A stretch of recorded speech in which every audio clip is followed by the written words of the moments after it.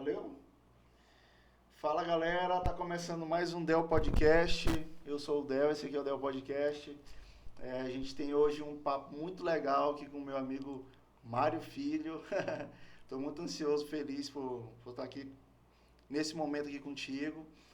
Mas antes da gente começar, eu preciso treinar isso aqui, Mário, de pedir pra galera se inscrever no nosso canal. Vocês sabem que a gente passou um pequeno período aí parado, mas a gente voltou já. Então se inscreve no nosso canal, compartilha, curte, comenta aí no YouTube, que isso vai ajudar demais a gente para o nosso trabalho ser expandido. O YouTube vai entender que é relevante esse trabalho e vai mostrar para mais pessoas. É clichê, mas é como funciona. Então, conto com vocês, assim como o Mário está aqui disponibilizando um pouco do seu tempo para conversar um pouco com a gente, contar um pouco das suas histórias. Porque hoje, Mário, a gente conhece muita gente, né, de rede social, às vezes se encontra num evento, numa festa, mas não sabe dos detalhes, né, cara? E os mesmo. detalhes é que são bacanas, né? A gente faz música juntos, a gente se encontra na igreja, Isso. mas a história é um pouco mais íntima, né? Nem todo mundo tem acesso. Nem todo mundo. Eu acho que esse momento é legal pra gente poder compartilhar algumas coisas que pessoas às vezes até gostariam de saber. Rapaz, aquele cantor Mário Filho, como é que será que é a vida dele, né? Como é que é a história da música dele? Exatamente. Como é que ele consegue levar aí a psicologia, a música, filhos, como é que será isso? E aqui a gente tá para falar essas coisas. Aqui é o lugar, né, cara, para matar essa curiosidade da galera, né? E galera, antes da gente começar a bater o papo, eu tenho que falar também dos nossos patrocinadores, né? Nessa nova temporada do Del Pod, nós estamos com novas parcerias, né?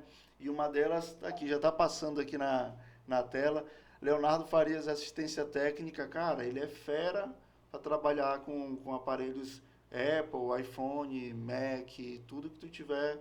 Aí tá com problema no teu aparelho Apple, pode levar lá no Renascença, que ele resolve. O contato dele vai ficar passando aqui durante o episódio. Outro parceiro nosso é a Talk Barbearia do nosso amigo Marcelo Meirelles. Não sei se tu conhece, Mário. Não conheço. Cara, e olha que eu sou usuário de barbearia, é constante. Eu vou te indicar ele, porque o cara é bom demais. E ele tá com um plano bem legal, tipo Netflix, faz um plano de assinatura mensal, tipo, tem um plano só de barba, um plano só de cabelo e o plano do combo, né? Tu paga um valor por mês e tu pode cortar teu cabelo quantas vezes tu quiser no mês. Legal, isso aí, bem interessante. Tu corta mais ou menos quantas vezes por mês, Mário? Assim. Como meu cabelo é um pouquinho maior, então eu deixo um pouco mais. Barba é que eu sou chato, aí eu gosto de toda semana. Toda semana. Cabelo pode ser de duas em 3 semanas, mais ou menos. Aí é legal, tipo, paga um valor único, porque hoje barba, assim, se tu for fazer uma barba, não é menos que R$50, só barba. É, difícil. Né? Então, poder fazer isso várias vezes por um valor... Sim, vale a pena demais. Vale a pena. Outro parceiro nosso é a Cultura do Reino, Cultura do Reino Company, uma empresa de confecções, né? De camisetas, de camisas. Eles têm também a marca deles, a Use Cultura do Reino. Inclusive está aqui, por causa dela que a gente vai poder presentear nosso amigo Mário. A gente tem um presente aqui da Use Cultura do Reino. Massa demais, cara. Obrigadão. Bem obrigado para você pelo presente de vocês e Cultura do Reino. Obrigado também por fazer parte desse presente.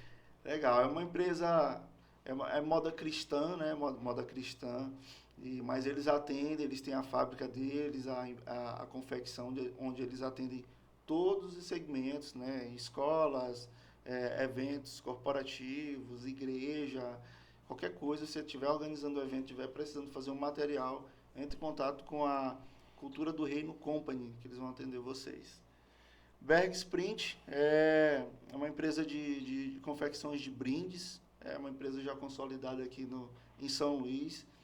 Estiver precisando aí confeccionar alguns brindes para o seu evento, sua festa, entre em contato com eles também. Será que esqueci de falar de alguém?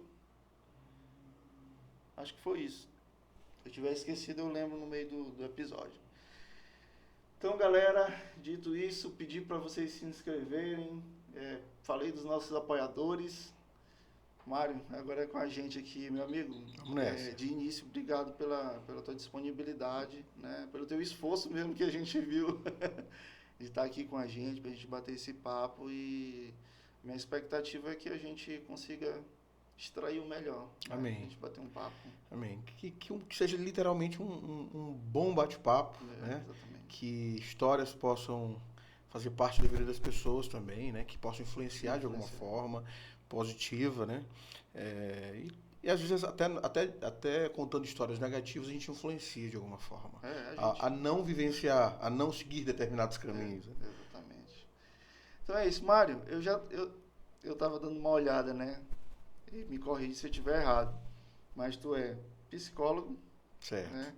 Tu é cantor, Certo. tu é ator, Certo. tu é atleta de pôquer Certo. e é cristão, né? Sim. Eu esqueci alguma coisa? Não. Não. Mano, eu acho que tem mais coisas aí, mas nem eu lembro. Eu tava dando uma olhada, mas pelo menos tem uma história um pouquinho de cada, né? Agora sim, bora por onde a gente começa, né? Mas, mano, eu gosto de começar pelo lado cristão, né? Como foi que começou? Tu nasceu em um lar cristão? Nasci num lar cristão. Meu pai nasceu num lar cristão. Na verdade, meu pai foi para a igreja com 4 anos. Foi levado pelo irmão Manuel Assunção para a igreja Batista de Monte Castelo. A mãe dele já era doente e ela não tinha como. Ela também já era cristã, né? Mas ela não tinha como ir para a igreja muito, então o irmão Manuel Assunção levava o papai para Monte Castelo com 4 anos. Ele, músico desde cedo, né? Já tocava no Ministério de Louvor da igreja. Minha mãe se converteu num culto lá numa praça do Monte Castelo com 15 anos. Aos 18 ela casou com ele e eu nasci, ela tinha 19 anos, ou 19 seja... anos. Então já nasci num lar cristão. Já nasceu nesse ambiente, sim, né, sim. cara? E todos vocês maranhenses daqui de São Luís? Sim, sim. Apesar dessa aparência meio nórdica, mas... Mas sim, maranhense. Tem uma pegada assim mais gringa, assim, um negócio pra esse cara não é maranhense. Nova York daqui, do Maranhão. Mano, legal. E eu te conheço de muito tempo, eu desde guri, né, ali do Quatraque e tal. Gente, pra quem não sabe, Quatraque é um bairro aqui em São Luís. É mais um país dentro do Maranhão. E por sinal, pra mim é um bom bairro, eu gosto. Eu acho maravilhoso, tu acha tudo lá dentro, cara. Ali tem de tudo, não precisa sair do Quatraque pra consumir nada. Mari, e a tua influência da música veio através do teu pai, na igreja. Desde o começo. Como foi que começou, Mari? Eu lembro perfeitamente da cena de papai. Eu tinha 4 anos, a idade da minha filha, de Lissa. Papai chegava em casa, ele tocava no louvor e mamãe também cantava, né? Então mamãe tem a voz muito boa e papai, ele dizia que ele não cantava absolutamente nada. De fato, ele não era muito afinado. Mas sempre teve muita sensibilidade para a música. Então ele era baixista e tocava violão também. Então ele já tocando no Ministério de Louvor da igreja de Monte Castelo, chegava em casa e aí começava a tocar. Eu lembro de domingo à noite, chegando da igreja, ele tocando algumas músicas e botando a gente para cantar. Eu e Mayra, minha irmã. E aí a gente cantando a música e tal, e aí ele subia de tom, vamos aqui, acompanha. E eu acompanhava com muita facilidade. Minha irmã nem tanto, por isso que ela foi para outra área e largou a música de mão. Ela é uma dançarina. Um que já veio fluindo mesmo ali. A música é um talento, cara. Obviamente que você pode aprender e aperfeiçoar, mas Deus coloca alguma coisa ali, né?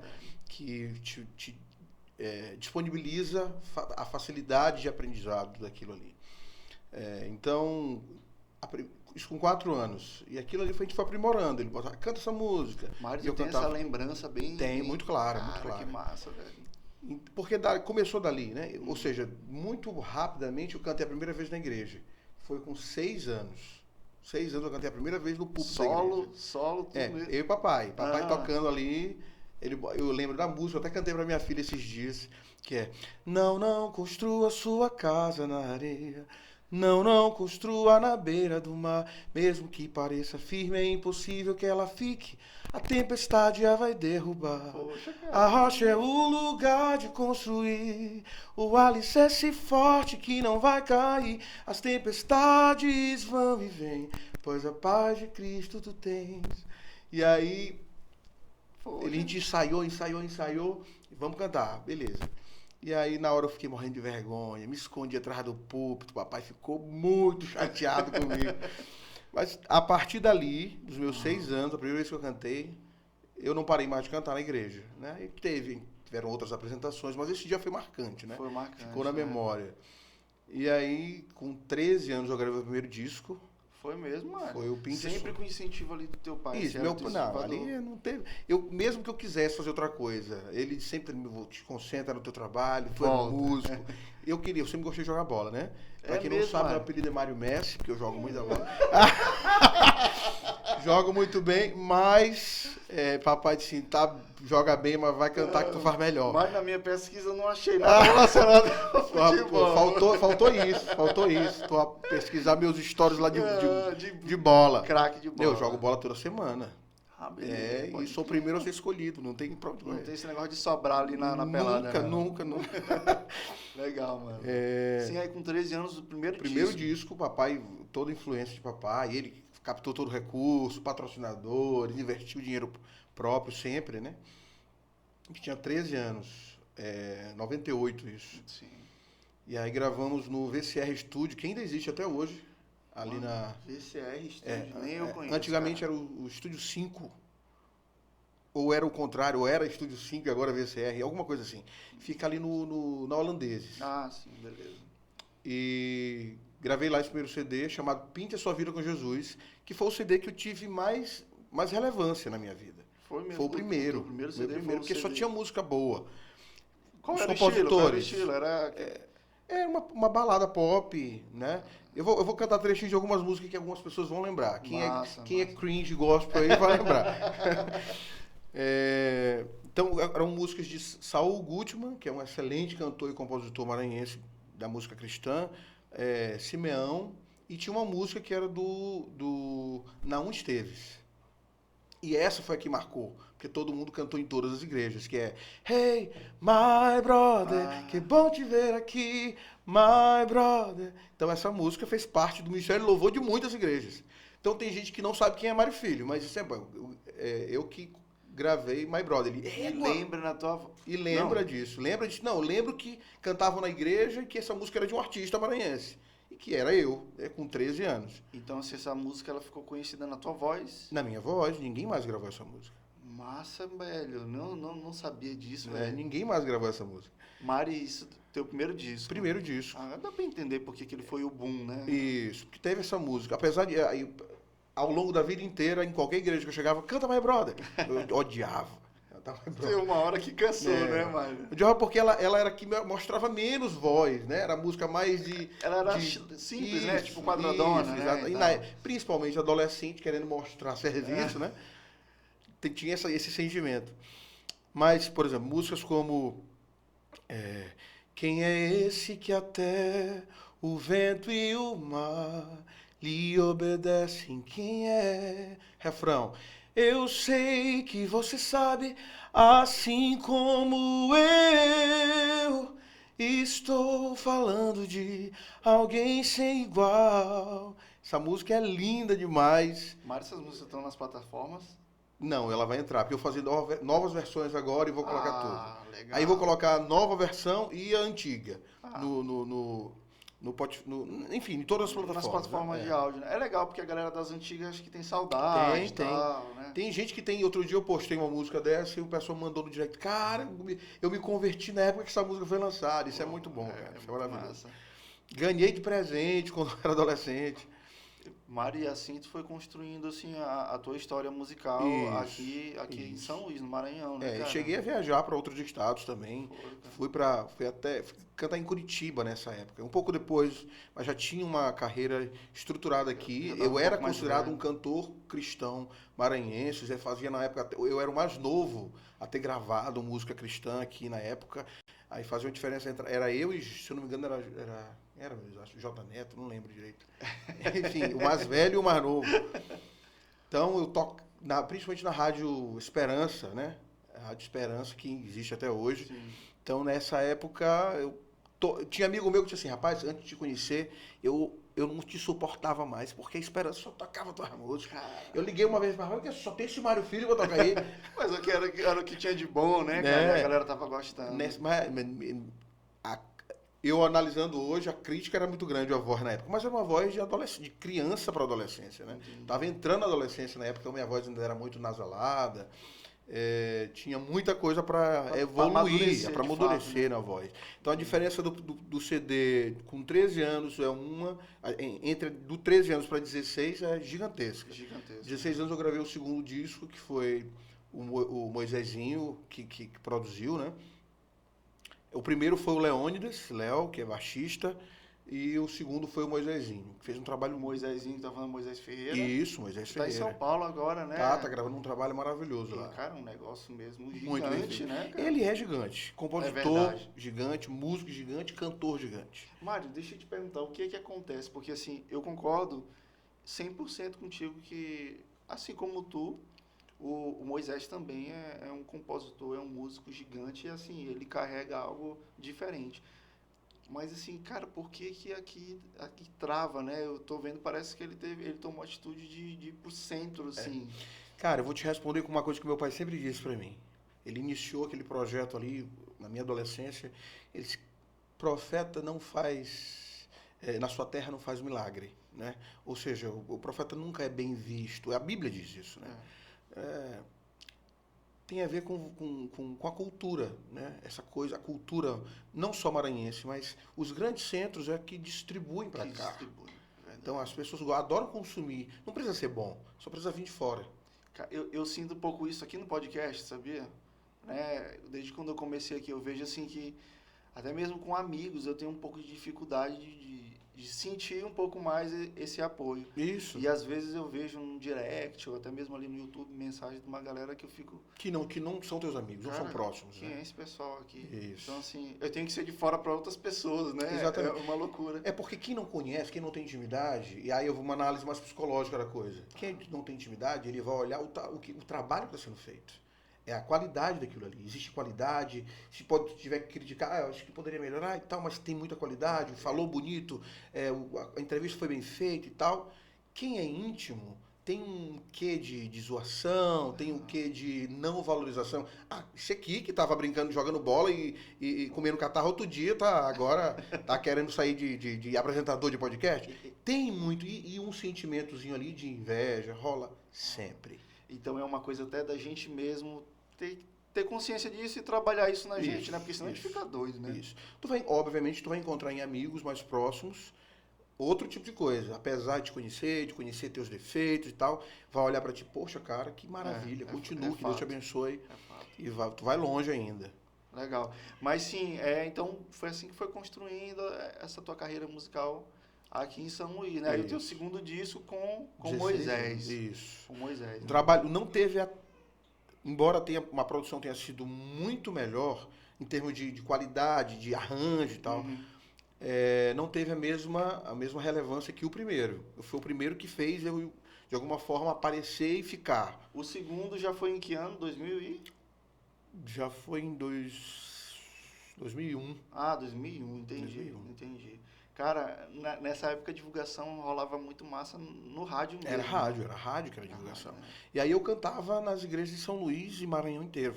Cheguei a fazer, com o segundo disco, cheguei a fazer turnê no Goiás, em Goiânia. No segundo disco. E aí tinha uma igreja lá que tinha um pessoal daqui que estavam lá. Aí eu cheguei pra Carajás, Serra do Carajás. Então, assim, fui em alguns estados, né? Rodou, legal, né, pô? Fui pro Pará, fui pra Goiás, fui pra São Paulo. São Paulo não, desculpa, Curitiba, né? Cantei no... Qual é o nome da época, meu Deus do céu?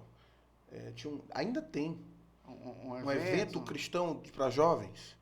Como é que é o nome? Deixa eu tentar lembrar disso aqui. Para jovem, ainda acontece? Aonde? Qual estado? Ele acontece em vários lugares.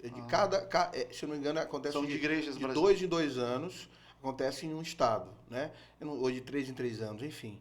Mas eu vou daqui pro final eu vou lembrar o nome do evento. Mas também tu participava desse evento? Não, eu fui. Esse ano que eu fui, que foi uma caravana daqui, foram 2 ônibus fretados. Foi o pessoal de Monte Castelo, enfim, Monte Castelo, Calhau e algumas outras igrejas que participaram. E aí a gente foi nesses 2 ônibus para lá. Foi muito massa, cara. Muito legal. Eu tinha o quê? Eu devia ter 16 para 17 anos nessa época. Tu era 100% só música, Mário. Só música. Só música. Já estudava, eu nunca gostei muito de estudar. Nunca gostei muito. Fui apreciar estudar coisas mais específicas depois, mas nunca fui um estudioso sobre quase nada. Mas é um cara muito inteligente, muito interessante, né? O que acontece, e isso é interessante, eu acho que isso é legal a gente falar, Tá. uma análise pessoal a meu respeito, Sim. né? Tem gente que nasce com alguns talentos específicos e não aprende o esforço, né? Às vezes tem muito talento, mas não é esforçado. Então, por muito tempo da minha vida, eu fui talentoso, mas sem esforço. Aquele cara que deixa algumas coisas para depois. Não, procrastinador. Procrastinador. Deixando as coisas para a última hora. Sim, porque sabia que, rapaz, mas eu sei que eu consigo resolver. Cara, isso é louco, né? Isso é louco, porque era aquele cara que chegava na escola, não estudava. Eu vou lembrar de um episódio específico, inclusive um amigo nosso que era lá da Mais. Eu acho que não é da tua época, não. Mas fala o nome pra você. Gabriel Ximenes. Só de nome eu conheço. Só de nome eu conheço. Então, a gente estudava junto, né? Certo. Estudava ensino médio. Gabriel era muito estudioso, ficava nervoso na hora de fazer a prova. Eu não tava nem aí. E aí eu chegava, o Gabriel lia tudo, eu lembro especificamente de um paradidático, ele lia um paradidático inteiro, eu não lia nada. Aí eu disse, Gabriel, um dia na prova, Gabriel, me passa o resumo, cita para mim o resumo do paradidático. Aí ele, peraí, rapidão, eu lembro na calçada ele falando, o paradidático diz isso, a história é essa, tal, não sei o que. Tal. Só que na hora da prova ele ficava nervoso. Ele não conseguia passar tudo aquilo que ele estudou, ele não conseguia passar. O nervosismo atrapalhava. E aí eu lembro que ele tirou 8 nessa prova e eu tirei 9. Com o resumo que ele me fez. Porque aí eu tinha facilidade em escrever, e aí eu... O marido já chegava com descompromisso, porque assim, cara, eu não estudei. Isso é um fato psicológico, inclusive para concurseiros. É mesmo? Tem muita gente que não passa porque fica nervoso, porque estuda até praticamente a hora de fazer a prova. E aí é eliminado do concurso porque não consegue passar o conhecimento. O excesso de preocupação. Isso. E tem gente que passa, que estuda, mas que na semana antes, ali, alguns dias antes, relaxa. Fica leve. Isso. E essa falta, e aí a gente vai para uma outra teoria de Viktor Frankl, da psicologia, que ele diz o seguinte, ele fala da intenção paradoxal. Como é que é essa parada aí? Toda vez que tu tenta muito encontrar algo, aquilo parece que foge de ti. Fica mais longe, né? Fica mais longe. E quanto menos tu vai atrás, isso é bíblico. Se aproxima. Isso, né? Isso é até bíblico, porque assim, quando a gente está buscando muito algo, Deus quer que, na verdade, a gente descanse ali. Isso. Né? Quando a gente descansa, aí é o momento que ele vem, agora tu tá pronto. Exatamente. Intenção paradoxal. Aí, obviamente, que essa teoria não é só teoria, houve prática disso. Estudos revelaram depois que, por exemplo, se você está tendo um medo excessivo de algo, uma das formas é o enfrentamento. Ou seja, a proporção que tu tem medo de algo, tu quer se livrar, tu quer te afastar do teu medo, né? Do teu objeto de medo. Quando você tenta enfrentar, ou seja, você tenta bater de frente com o teu medo, que aí são com os pensamentos, às vezes pensamentos, a gente chama de pensamentos automáticos. Normalmente nós temos pensamentos que eles são desfavoráveis a nós mesmos, né? É como se a consciência estivesse jogando contra ti mesmo, né? É uma coisa natural? Sabotagem, é natural. Só que em umas pessoas é de um nível normal e outras é um pouco mais elevado. E aí tem pessoas ansiosas que... essas que precisam de suporte, um pouco mais de suporte, isso. Mas, então, esse pensamento ou esse medo, esse objeto de medo, se você bate de frente, tu tende a fazer com que o medo se afaste de ti. Então, tu consegue controlar determinadas emoções através do enfrentamento. Aí tem que trabalhar isso, né? Praticar isso, né? Não pode ser, a pessoa tem medo de barata e jogar uma barata na cabeça dela. Não é assim. Não é esse tipo de enfrentamento. Tem que ser uma decisão pessoal de querer enfrentar. Né? Tem uma progressão, né? Isso, exatamente. Aos poucos, né? A gente já deu uma viajada aqui. Muita coisa, né?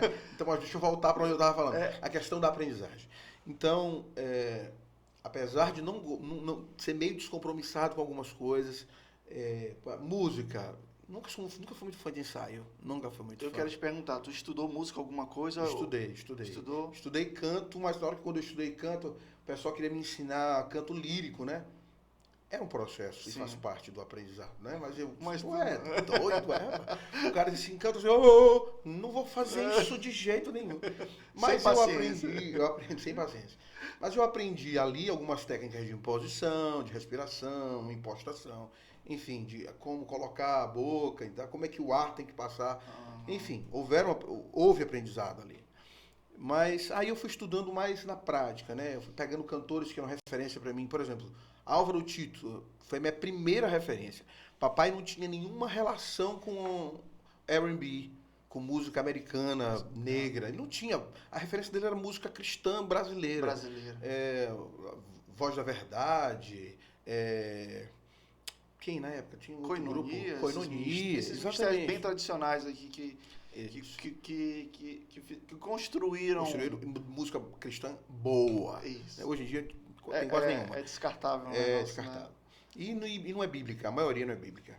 Cara, é um assunto até assim, mas é muita verdade. Mas é muita verdade. Tem muita música aí que desconstrói o cristianismo. Tá um copia e cola que já tá chato, enjoou já.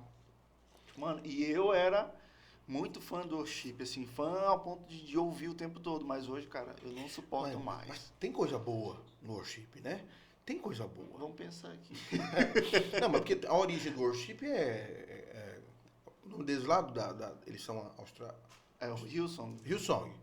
Mas aquilo ali é maravilhoso. Iniciou de uma forma muito maravilhosa. Só que aí houve esse consumo, tentar abrasileirar a coisa, né? Se preocuparam mais com o estilo que com a letra. Que lá eles nunca perderam isso. Nunca perderam. Continua. Até as versões que foram feitas foram versões que não se preocuparam tanto com o conteúdo bíblico, e sim com o estilo. Com né? soar. Com a sonoridade da coisa. Que não é ruim se preocupar com a sonoridade, mas na música cristã tem que se preocupar com todo. A ordem de prioridade, né? A sonoridade não tem que vir primeiro, né? Tem que vir aqui o sentido da mensagem, né? Mas enfim, só para não perder o fio da meada, tu perguntou sobre o aprendizado da música. Sim, estudei. Certo. Mas aquilo que eu te disse, o talento, quando você já nasce com ele, e tem muita gente que nasce com muito talento, para muita coisa. Passa pelos pais também a questão do influenciar o esforço. Você é talentoso, mas para que tu consiga isso, tu precisa se esforçar. Que tu não era, no caso. Não era muito esforçado. Eu era esforçado, quero aprender a fazer esse melisma, bem que Álvaro Tito fez. Eu ia estudar, ouvir e repetir até fazer. Entendi. Então, assim, era algo muito focado no esforço. Sempre foi. Hoje ainda é assim. Só que eu tento ampliar para algo que tem a ver com o meu trabalho. Obviamente que eu não vou perder. Eu, às vezes, acho uma coisa interessante. Por exemplo, descobrimento de outros planetas. Eu gosto muito de astronomia. Aí eu vou pesquisar e tal. Então é uma coisa meio nerd. Um nerd que não é tão dedicado à coisa. Tu conhece o podcast Ciência Sem Fim? Não conheço. Eu te recomendo. É só essas paradas assim, bacana. E aí assim, houveram as coisas que foram me chamando a atenção e que eu quis estudar, né? Psicologia é uma delas, a música, enfim, alguma coisa mais específica para o canto. E aí eu aprendi tudo que eu podia aprender com Leonardo Gonçalves, com Tom Carf, em termos de reproduzir. Então é aquele cara de buscar, rapaz, eu quero isso, eu vou buscar, vou aprender e pronto. Por que ele está conseguindo, por que esse vibrato dele está saindo de uma forma? Qual é o tipo de técnica que ele está colocando? Eu vou lá deixar, eu entendia. Mesmo que por muito tempo eu não soubesse o nome do que ele está fazendo. Apogiatura, melisma mesmo, né? Sim. A gente falava de fazer firulas com a voz, né? Mas é melisma. Que hoje o termo certo é o melisma. Existem vários termos que eu não conhecia, eu só sabia fazer. Então foi técnica aprimorada na prática. Né? Foi muita coisa que já veio natural, como tu falou, né? A extensão vocal, algo que já veio. E aí quando eu tinha aquele medo de quando passasse ali que eu cantava muito agudo. Tinha medo de perder o agudo, porque as pessoas, Michael Jackson perdeu, tu vai perder também. E aí eu ficava preocupadíssimo com aquilo, eu orava, Deus, não permita que eu perca meu agudo. Isso aconteceu contigo? Não, né? Pelo contrário, expandiu, porque minha voz hoje tem um encorpamento de grave. Até na fala tu sente, né? Daqui eu tô sentindo o grave da tua voz. Sem perder alcance. Legal. Então eu ganhei extensão, né? E mesmo que perdesse um pouco tinha perdido um pouquinho daquele agudo, muito agudo, eu ganhei no peso do timbre. Peso. Né? Punches, que ganhou com a chegada de grave, que não tinha antes. Na adolescência e infância não tinha esse peso de grave. Então eu gosto de ter adquirido isso. Foi um presente de Deus. Hoje tu tá muito mais satisfeito com tua voz. Não tem comparação. Até porque como a gente encara as nossas coisas, a gente vai amadurecendo tudo, né? A gente está muito suscetível à crítica dos outros em determinado momento da vida. As pessoas dizendo, porque tu tá fazendo isso, não faz assim não, faz daquele outro jeito. E você vai se identificando com o seu estilo. Eu, por muito tempo, consumi música americana porque gostava da black music, da soul music. Sim. Mas depois que eu descobri música brasileira, cara... Como foi? Que hoje, assim, é meio que a tua identidade, né? Música brasileira, samba, pagode, o MPB das antigas, pegar um Ivan Lins da vida e destrinchar aquela melodia, o maior de todos, Tom Jobim, o cara que escreve uma Dindi da vida, Dindi. Mas como foi que tu te encaixou Emílio Santiago. Nesse novo gosto? Assim, pois é. Que, assim, eu digo o seguinte, eu vou dizer uma coisa que é meio polêmica? Que pode ser polêmica. Fala. A igreja nos rouba a cultura. A igreja nos rouba a cultura. Eu disse isso para o papai uma vez, ele disse, meu filho diz um negócio desse. Disse assim, analisa comigo. A igreja brasileira tende a dizer o seguinte, não escuta música popular. Vem escutar música gospel. Isso aqui é pecado. Antigamente era assim, na minha época ainda era assim, né? Não precisa. Aqui, escuta aqui. E aí a gente ouviu coisas muito boas. Na época tinha muita música cristã boa. O próprio, que eu te falei agora do Álvaro Tito, minha maior referência inicial, né? Então, eu queria ter escutado Emílio Santiago lá atrás. Eu queria que aquilo tivesse feito parte da minha formação musical mais cedo. Hoje em dia faz parte da minha formação musical, mas eu vim descobrir quando eu precisei para cantar música popular. Entendi. E aí eu fui, rapaz, deixou isso aqui, bicho, que loucura. Eu me apaixonei completamente. Mas... Música brasileira é a melhor música do mundo, na minha opinião. Não é quem melhor faz música, porque eu acho que os americanos estão um pouco à frente em termos de fazer a concepção de fazer música, né? Mas a música brasileira é como se fosse algo instintivo, sabe? Que faz parte. É um negócio muito vivo, né? A bossa nova, a MPB.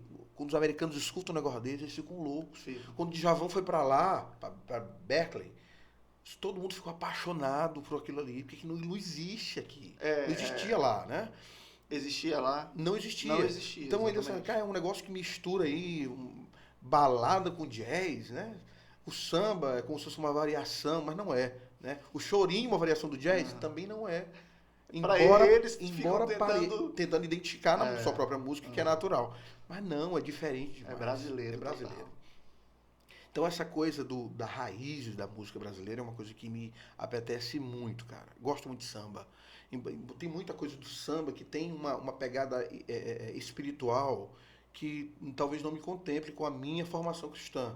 Mas tem muita coisa linda do samba. Não, com certeza. Tem muita coisa linda. E eu digo mais uma coisa polêmica. O pagode é a música brasileira mais bem produzida. O pagode. De todas. Mário, eu não vou ter vergonha de perguntar isso. Eu sou um pouco leigo com relação a esses dois gêneros. Tu consegue me dizer qual é a diferença entre o samba e o pagode? Eu diria que o samba... Primeiro que o pagode... Existe diferença? Existe. O pagode não era considerado um estilo musical. O pagode era a representação de um grupo de pessoas fazendo samba.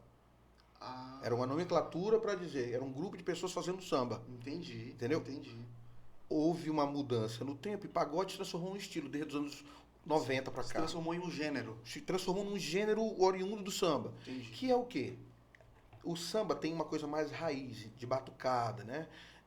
Embora tenha harmonias muito bonitas, né? As melodias são mais quadradonas ali, né? No samba, No samba. O pagode, ele vem uma variação de melodia que é como se pegasse o samba e misturasse com outras origens de música brasileira, uma coisa mais djavaniana, que umas quebradas. Então, pode-se dizer que é uma coisa bem mais trabalhada? Eu diria que o pagode o samba modernizado. Se tu pegar, por que eu digo que hoje o pagode é a música brasileira mais bem produzida? Porque tu pega o batuque, né, as células de percussão, traz pra cá e tu acrescenta muita melodia, né, melodias quebradas de música americana, letras. A letra do samba normalmente era mais rica, né, de profundidade. A letra do pagode mais voltada pra dor de cotovelo, pro cara que foi um negócio traído. mais solto ali, né? Era mais pra juventude. Acho que foi o que tentaram fazer. Vamos evoluir aqui, vamos tentar botar mais, popularizar um pouco mais o samba com o pagode. Entendi.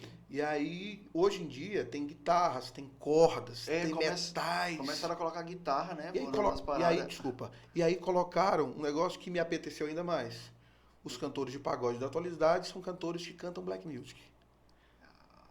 Ferrugem, Dilcinho, Péricles, o próprio Tiaguinho, Mumuzinho. O Belo já atrás já fazia alguma coisa, uma voz, um timbre diferenciado. Mas esses caras todos cantam um absurdo, cara. Não é só aquilo ali que a gente tá vendo, não. Na verdade, aquilo ali é fruto de todo... Isso, de toda essa modernização. Entendi. Então, tu pega o pagode hoje, é uma riqueza de produção muito grande. Realmente. Então, assim, voltando para a igreja nos tira a cultura, era isso. Cara, eu concordo agora. Tirar a possibilidade de aprender sobre o que tem de bom na nossa música, na cultura brasileira. Não necessariamente a gente precisa ouvir, agora eu só quero não quero ir para a igreja, em vez de ir para a igreja eu vou para o casarão. Não é essa a ideia. Idiota, né? É consumir coisa boa, consumir o que há de bom na música brasileira. E isso talvez estimulasse mais cedo a minha mentalidade para compreender a música brasileira. De músico, né? Até aumentar meu repertório mesmo, né? Meu repertório hoje até tá legal em termos de música brasileira, mas poderia ser muito maior. E tem uma música que o cara que eu sou apaixonado, para mim, um dos maiores cantores que já houve na música brasileira, Emílio Santiago. Sim. Carregadão de grave. Quando eu ouvi essa música a primeira vez, que chama Flamboyant... Tu vai soltar uma página? Vou soltar uma palhinha. Flamboyant... Eu chorei, emocionado, porque tem a ver com a história da música, do cara que batalha com aquilo ali, sabe? Legal. Por quantas noites eu me vi desencantar, enquanto os palcos desabavam sobre mim. O meu amor então beijava o meu olhar, dizia, vamos lá, levanta e vai cantar. O cara tá decepcionado, poxa, a música não tá me dando nada. Eu me vesti e ela ia amamentar, nosso menino era plateia e camarim. E dos seus seios parecia perguntar, meu pai, o que é que há? Me beije e vai cantar. E eu sabia que tinha de ir para amenizar toda a dor da cidade. A música tem uma função de acalentar, de entreter, levar beleza. E eu pousava nos pianos por aí, tal qual um sabiá pousar num flamboyant. Por quantas vezes eu pedi a Deus de manhã deixar eu cantar pro Brasil. Aí o refrão que é maravilhoso, a simplicidade e a poesia. Pra ter no portão o leite, o pão e o rabo do cão que diz não quando é sim. Meu amor sempre à porta de casa, tendo ao colo o nosso arlequim, me dava a impressão de um samba de Tom Jobim. Isso é muito lindo, cara. E impedir que as pessoas que a gente, né, músicos da igreja, não tenham acesso a isso. É tipo assim, querer impedir de crescer. Isso. De crescer. Isso, né? Pra mim, tem muito Deus numa composição dessa. Porque Deus tá nas coisas boas, cara. Eu realmente acredito nisso. O cara não precisa ter uma formação cristã para compor uma música que eleve a Deus. É uma questão são fragmentos. Meu pai dizia o seguinte, isso. A identidade está presente. Tu sempre vai ver um fragmento de Deus, do reino, da criação em alguma coisa. A gente tem que ter cuidado para não naturalizar o mundo. A ideia de não, tem beleza em tudo. Não, beleza, vamos viver somente o mundo. Não é isso. Mas se você for um pouco mais criterioso para analisar as coisas, vai encontrar fragmentos da criação. Da criação, da graça da beleza, de Deus. Da graça. E aí, mas papai me dizia isso lá atrás, ele era fã de Freddie Mercury. Né? Era mesmo, cara? Do Queen. E aí ele dizia assim, a voz desse cara me traz a presença de Deus. Eu ficava sem entender isso. um cara homossexual, que não cantava nada sobre Deus, viveu uma vida doida e tal. Mas a voz daquele cara era, pra mim, a melhor voz de todos os tempos. O timbre, ele não era cheio de técnicas, mas o timbre dele eu nunca vi igual. E eu concordei com o papai na época, a voz dele é maravilhosa. Né? Pô, mano, massa. E, cara, mas eu queria te perguntar, como que tu entrou nesse cenário aqui, local? Acho interessante. Sim. Como foi que, pô, beleza, tu te apaixonou, mas aí como foi que tu começou? Foi fazendo eventos? Como foi? Cara, tu isso foi entrou nessa difícil. cena maranhense? Porque a questão era, cristão pode fazer música popular por trabalho? Esse até hoje, infelizmente, Ainda é. Já está um pouco melhor, menos preconceituoso, mas ainda é um problema, né? E eu comecei a me questionar, sempre pensei muito sobre as coisas, né? Sempre filosofia demais. E ficava problematizando tudo. Tá, por que o cara, ele trabalha na Ambev? Tá tudo bem. Trabalhando com algo, com álcool, com bebida, né? Vendendo bebida alcoólica. Isso, o cara trabalha na Ambev. Mas eu trabalho com música. E por que eu não posso fazer música popular por trabalho? É meu trabalho. Né? Qual é a diferença? Ah, não, porque o teu talento tem que ser só para Deus. Isso é ministério. Se eu me propuser a viver de música, a igreja não me sustenta.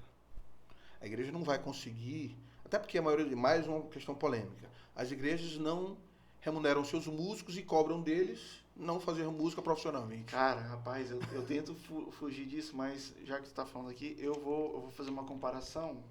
Eu sei, alguém pode até falar de mim depois, mas, cara, eu não acho legal, porque em uma igreja, a igreja é uma organização, e existem várias funções, e existem várias funções remuneradas, né? Existe ministério pastoral, existem vários ministérios dentro de uma organização religiosa, e existe ali o ministério de música. Então, assim, a maioria dos outros ministérios, eles são remunerados, né? Por que o musical não é, cara? Né? É algo que foi construído, também é cultural. A ideia de que cultura, né? Não, é músico, não vai fazer de graça para a igreja, tá fazendo para Deus. Por que o pastor não prega para Deus, meu Deus do céu? Porque ele vive disso, é o ministério dele, é a forma dele viver a vida. Tá aí, a minha também é. E aí? E muita gente gostaria de viver assim, porque ama até fazer isso, fazer a obra, né, como se diz, né? Servir, cara, eu mesmo. A pessoa pudesse dedicar uma vida para o ministério da igreja, perfeito, e receber por aquilo e conseguir sustentar a sua família, seria maravilhoso. Só que aí, e mais uma vez é polêmico, pastores ganhando salários astronômicos e o músico não tendo o dinheiro de voltar para casa, passagem. Não, e ele investindo, porque tu sabe que músico que gosta de fazer trabalho investe em equipamento. Ele compra bons equipamentos e ele... Tu é cheio de bons equipamentos. Tua guitarra mais barata deve custar uns 15 mil. Não, eu sempre gostei de comprar assim do bom e do melhor dentro das minhas condições. Para entregar o melhor. Isso. E não é só o melhor para Deus, pô. É para as pessoas que estão ali na minha comunidade. Entregar o melhor de música. Porque a música é um material. Exatamente. Você está entregando algo ali para Deus. É que nem um pastor que está pregando a palavra. Se ele não se esforçar, se ele não tiver conhecimento, não buscar se atualizar na palavra, buscar até mesmo cursos de oratória, forma de exposição da palavra, né? Estudar a teologia de uma forma geral, ele não vai conseguir entregar a mesma coisa de um outro. Óbvio, tem gente que vai dizer assim, mas esse aqui está cheio do Espírito Santo, esse não. A vida não é só isso. Se tivéssemos esperando somente estar cheio do Espírito Santo para fazer qualquer coisa, a gente não precisava estudar. Bastava dedicar sua vida a Deus, enfim. E pronto, ia funcionar. Pronto, não. Então, eu imagino aqui um jogador de futebol, não, eu estou em jejum e oração 3 dias, eu não vou treinar, e vou chegar arrebentando e fazer 3 gols. Só Romário, que dizia que não ia treinar. Ali era loucura demais. Mas não acredito que esse tenha sido o caso dele. Mas tudo tem que ter esforço, cara. Tem que ter estudo, tem que ter... Voltando para aquela coisa, talento sem esforço te torna um habilidoso medíocre. É verdade, mano. Sem talento, mas esforçado, talvez até alcance um patamar de execução, de trabalho, melhor do que o talentoso medíocre. Não, hoje em dia tem acontecido isso. Aquele cara que não é tão talentoso, mas ele entrega esforço, entrega dedicação, ele acaba se destacando daquele cara que tem um talento, mas é desleixado. Isso. Então a ideia é, se é talentoso, esquece que é e te dedica como se não tivesse talento. Você vai chegar em níveis altíssimos, você nem é capaz de imaginar. Mário, agora voltando, sim, a gente falou aqui da dificuldade, desde a época, pô, o cristão pode cantar música, né? Aí chegou num nesse ponto, dilema. isso, chegou num ponto que eu comecei, rapaz, eu tô querendo ganhar dinheiro com música. Papai, o que tu acha? Meu filho, isso é complicado. Eu não vejo problema, ele disse, eu não vejo problema. Massa o apoio do teu pai o tempo todo. Mas as pessoas e a igreja podem achar estranho, né? Porque de qualquer forma tu é um cantor que fez um sucesso na música cristã em São Luís. De repente tu vai estar tocando lá no Por Acaso, que foi mais ou menos onde eu comecei ali, né? Lá na Lagoa. Os pubzinhos ali. Isso, os pubs. Eu disse, papai, mas eu continuo tendo um ministério e esse aqui é trabalho. Certo. Então aquilo ali veio daquela época. Obviamente que eu passei por vários momentos de crise. E perguntar a Deus se eu estou fazendo alguma coisa errada. Será que isso aqui está... Obviamente, em alguns momentos desse meu percurso musical da música popular, eu me encontrei em lugares, em grupos musicais, que eu disse assim, não, bem aqui tem um limite para mim. Tu tinha essa sensibilidade. Sim, isso aqui eu não vou cantar. E eu dizia, tá, vamos lá, tu vai cantar, no teu repertório esse aqui, lepo-lepo. Eu disse assim, cara, eu não vou fazer isso, cara. Não condiz. Até quando eu imaginei fazer, comecei a tentar fazer, ensaiei, cara, não dá para mim. Então eu fui me adequando, né? Tu foi encontrando teu espaço, né? Isso. Hoje em dia eu não me vendo mais, Mário, vamos para uma banda aqui que tu vai ganhar R$1.000 por apresentação, por show, e a gente está fazendo 10 shows por semana. Mas tu vai ter que cantar só a bagaceira, só o que há de pior, que hoje em dia a música está cada vez pior, né? Em termos de letra da música brasileira. O que de fato é consumido pelo povo brasileiro, pela massa. Eu não faço, cara. Eu não vou fazer. Porque eu não vou... Eu tenho um limite. Tem a ver, não é só espiritual a coisa, mas é principalmente espiritual. Mas tem algo também de não condiz comigo. Não faz parte de mim fazer esse tipo de música. E também com a galera que gosta do que tu canta. Imagina se tu muda. É como se tu deixasse aquela galera que sempre gostou do que tu cantou órfão. Exatamente. Né? Eu tava cantando... Um exemplo disso foi sexta-feira agora, lá no Quintalão. E aí tinha um grupo de pessoas que estavam... 2 casais estavam numa mesa. E eles disseram, cara, eu passei aqui em todos os bares. Só zoada, música de letra horrível. Na hora que a gente entrou aqui, tu tava cantando o Ivan Lins. Que coisa maravilhosa. Aí eles sentaram e ficaram... E no final de cada música tava aplaudindo. Porque aí eu vou fazer Ivan Lins, fazer Tom Jobim, Vinícius, tudo da bossa, da MPB mais antiga, Milton Nascimento, Guilherme Arantes, Djavan. E aí, ao final de cada música, eles estavam aplaudindo lá. Poxa, que coisa maravilhosa. E aí eles assim, talvez daqui a 10 anos a gente não encontre mais nenhum lugar no Brasil fazendo esse tipo de música. E isso é uma verdade. Parece que está em extinção. Está em extinção. Porque o tempo está passando e menos as pessoas estão querendo, mesmo que seja para cantar, para ir jantar em um local chique, ouvir música que preste, ouvir uma letra interessante. Eles querem ouvir batida e não letra. Eles querem ritmo e não letra, né? Então isso está fazendo a MPB se perder de alguma forma. Pô, mano, é lamentável, né? Parece que isso está, não sei se existe a palavra, emborrecendo as pessoas, sim, né? Sim, né? Deixando as pessoas mais... aculturadas, de fato. Aculturadas, é verdade. Cara. Quando vai dizer, rapaz, outro dia eu tava vendo um podcast que tinha um humorista falando, ninguém suporta Djavan, ninguém suporta MPB. O cara tá tentando fazer graça com isso, mas muita gente pensa assim, desses mais jovens. Essa geração Z não suporta MPB. Bota um João Gilberto pra cantar. Cara, acho que eles não sabem nem o que é isso. Acho que vai reagir desse jeito. Exatamente. Né, cara, que coisa vocês não querem fazer eu dormir e tal. Esse discurso. É um meme que tem agora de vez em quando a gente vê no Instagram. Diz que daqui a uns anos a avó da galera de hoje. Nossa, né? Legal, é engraçado. Cantando uma música de um funk. Eu que vi isso, que loucura. Então, assim, a gente, né, Mário? Acho que essa nossa geração aqui. a gente foi privilegiado, né? Porque a gente escutou e ainda busca escutar uma coisa de mais qualidade, né, cara? Exatamente. Mas voltando para tua pergunta, eu queria só terminar a história para dizer o seguinte, que eu consigo separar as duas coisas hoje, né? Consegue. Ministério e profissão. Da mesma forma como eu poderia estar só atendendo no consultório e fazendo parte do Ministério de Louvor da igreja. Entendi. Obviamente que eu tenho um limite para determinadas músicas que eu realmente decidi não fazer. A letra tá falando só sobre Kika. Não, pelo amor de Deus. Eu não vou cantar isso. Eu não vou cantar isso hoje e amanhã tá cantando um louvor na igreja. Um louvor. Não dá para fazer. Não bate, né?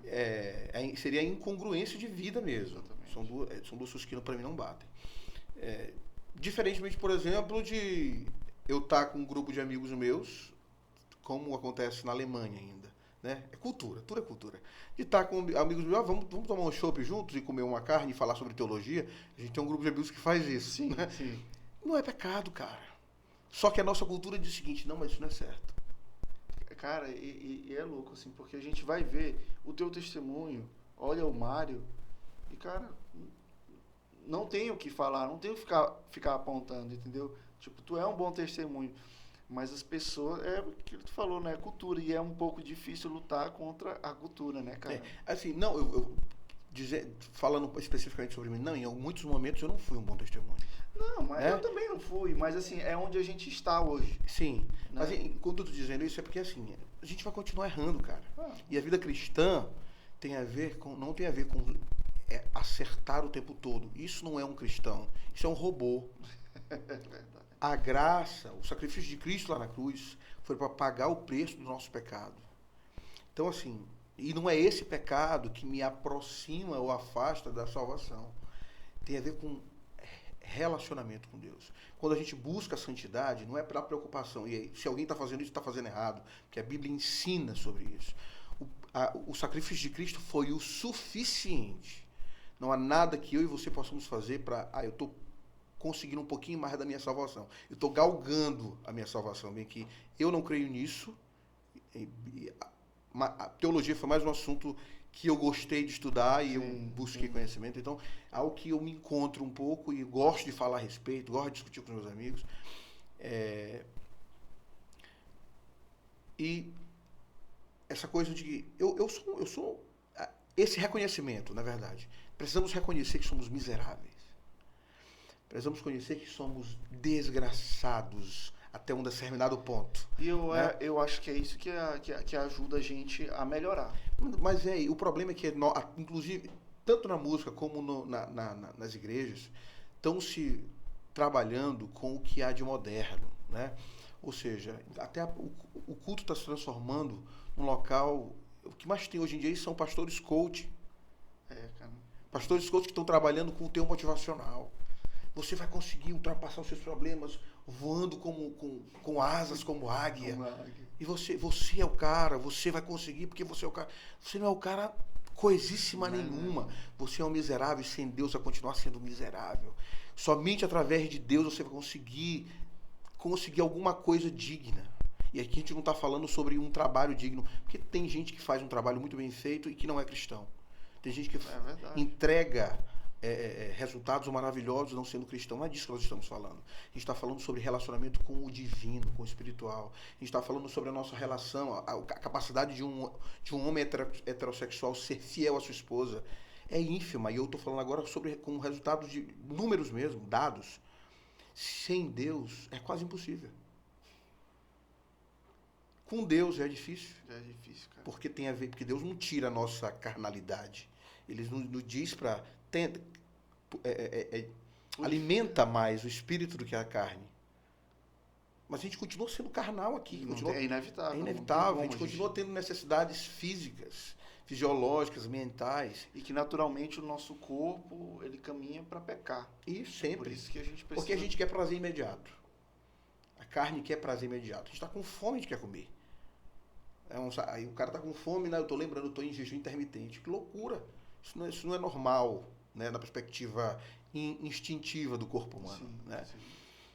O cara tá doido pra comer um hambúrguer e você lembra, não, tem uma salada em casa pra comer. Que loucura, isso pra mim é uma loucura. Isso.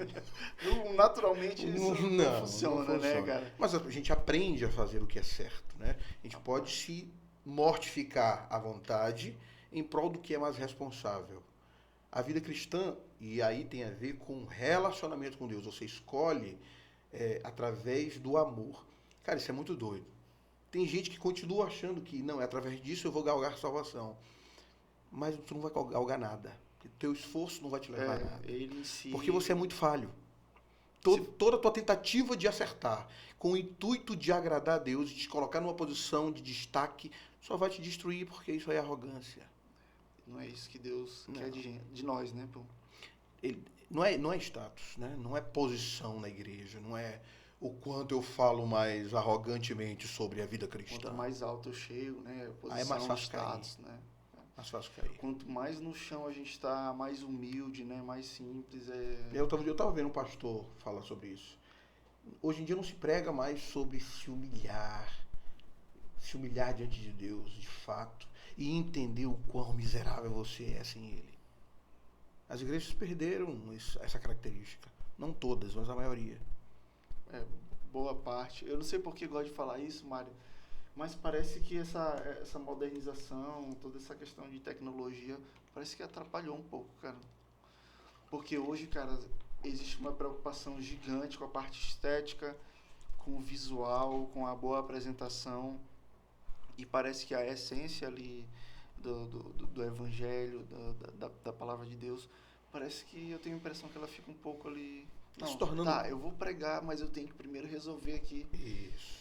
Está se tornando muito difícil, na verdade. E acho que a proporção que o tempo for passando vai se tornando cada vez mais difícil essa vida cristã raiz. Está tendo cada vez mais uma vida cristã Nutella. Né? Eu acho que é por isso que, fruto disso, de tudo isso, muitas pessoas hoje se desviando muito rápido. Porque não tem base, não tem uma essência. Exatamente. Né? As igrejas estão preocupadas com números. Não estão se preocupando tão profundamente com consolidar, a consolidação da fé. Então, as pessoas vão para os seus formatos, não preciso citar alguns aqui, sim, os formatos de conseguir pessoas. Vamos lá, quantas pessoas entraram na igreja esse mês? Ah, mas a meta é tanto. Cara, para mim isso é uma loucura. Não é meta de vida. Não é isso. Porque quem vai convencer é o Espírito Santo, não é a minha palavra. Eu preciso pregar em tempo e fora de tempo. Mas quem convence é o Espírito Santo. Então não é número, é qualidade. Então as pessoas estão se desviando porque entram com o emocionalismo da coisa. Exatamente. Não tem base sobre o que é vida com Deus, o que é Deus de fato, o relacionamento, o sacrifício de Cristo. E aí a relação deles é baseada com a relação com a igreja. E a igreja sempre vai decepcionar. Exatamente. Ali a igreja e as pessoas se tornam o combustível daquela pessoa. Isso. O pastor, como exemplo. Aí se o pastor vai lá e erra, já era. Acabou a vida daquela pessoa. A vida cristã dela já era. E aí por isso que tem essa rotatividade muito grande de membros, né? Isso. De ovelhas, né? Mas na verdade é muita gente que acabou não tendo um encontro genuíno, ou então até decidiu, realmente quis ter um encontro ali na hora que levantou a mão, decidiu aceitar Jesus, mas ali aquele trabalho, né, de consolidar acabou... Não aconteceu. Eu diria que essas pessoas acabaram sendo movidas pela emoção, né? Ah, entendi. Pelo discurso emocional, né? Porque existe isso, né? Se você souber que, de alguma forma... muitos dos discursos evangelísticos não são evangelísticos, são emocionais. Estão dizendo para a pessoa que a vida dela vai mudar, que tua vida está ruim agora, mas com Deus tudo vai ficar bom. E a Bíblia diz que no mundo tereis aflições. É um pouco... É contraditório. Não que a vida com Deus sempre vai ser difícil, não. Mas embora a vida seja difícil, embora tenhamos momentos difíceis, a nossa esperança está em Deus.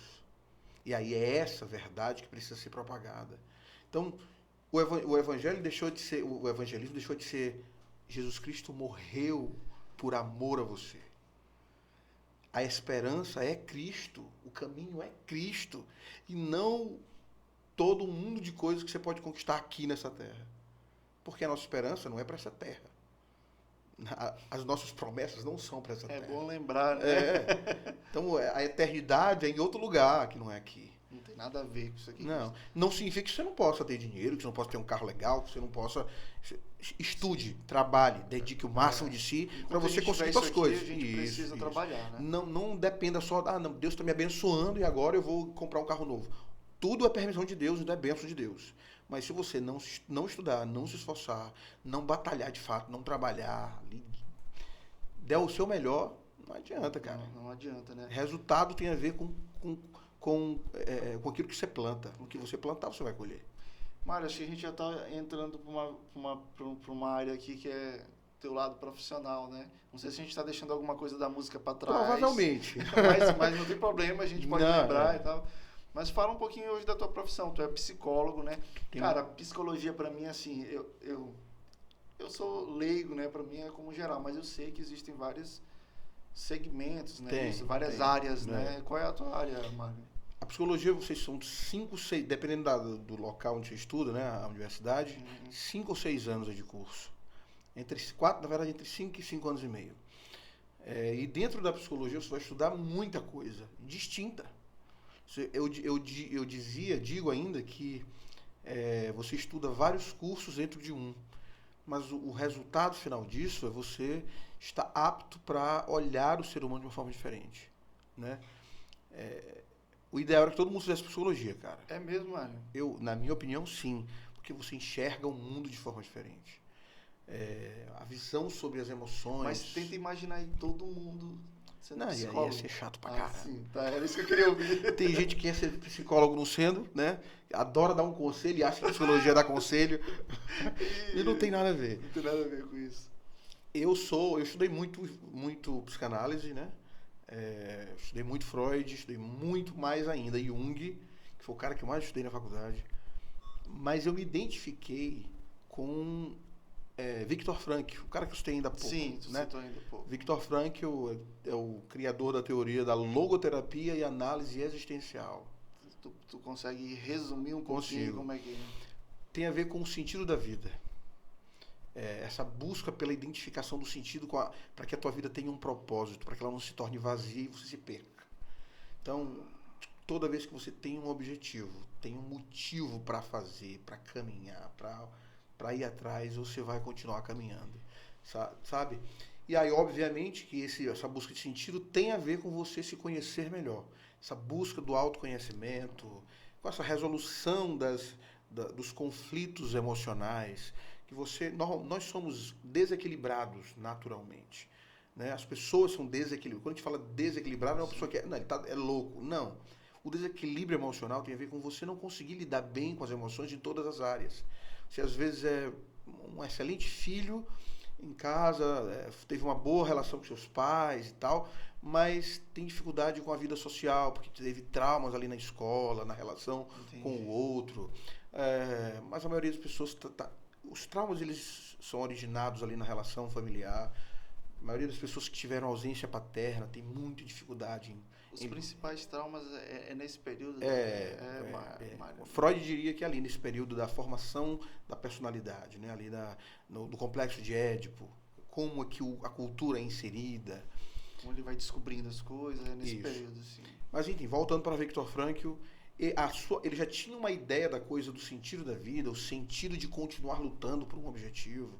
E aí ele foi levado para os campos de concentração na época do nazismo. Por causa disso? Não, porque ele é judeu mesmo. É um médico judeu.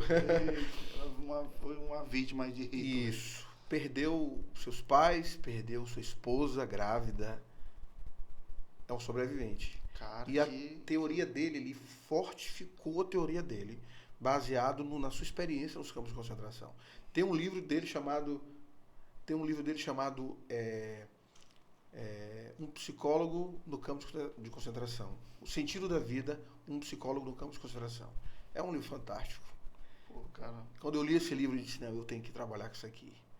E Mário, mas assim, na prática, né, eu sei que existem umas regras, umas restrições, não pode falar nada, né, assim, mas... Não, podemos sim. Não, tipo, sobre teus atendimentos, obviamente... Posso falar, não posso citar nomes. Citar nomes, entendi. Como é que na prática seria um atendimento, assim, Por exemplo, tu falou sobre sentido da vida, tipo, vamos lá. Não, não é a busca primária, é a busca final essa, né?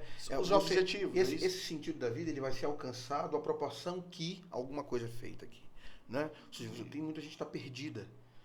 Muita gente, vai ver uma cambada de gente que trabalha com o que não gosta, que está em relacionamentos de forma insatisfeita, que não consegue ser bom, homens que não conseguiram sustentar relação boa com seus filhos, mulheres que são frustradas em seus relacionamentos e não conseguem evoluir afetivamente, adolescentes que estão com síndrome do pânico, que estão com ideação suicida por falta de sentido nas suas vidas.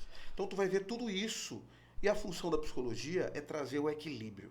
Tá? Vamos compreender as relações, vamos entender a origem dos teus traumas e ressignificar isso para a tua vida atual. Como tu, livre das amarras do passado, consegue tomar novas decisões que vão traduzir o teu futuro. Né? O teu futuro, um futuro com um pouco mais de sentido, um futuro com um pouco de propósito ali. Né? A maioria dessas pessoas não consegue mais enxergar isso, né? Futuro, propósito. Não, as pessoas têm uma teoria que fala que depressão é excesso de passado e ansiedade é excesso de futuro.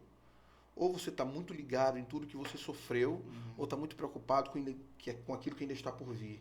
E aí você não vive o agora, porque o agora ainda é um passado que você pode trabalhar, porque ele vai ser um passado do teu futuro. Entendi.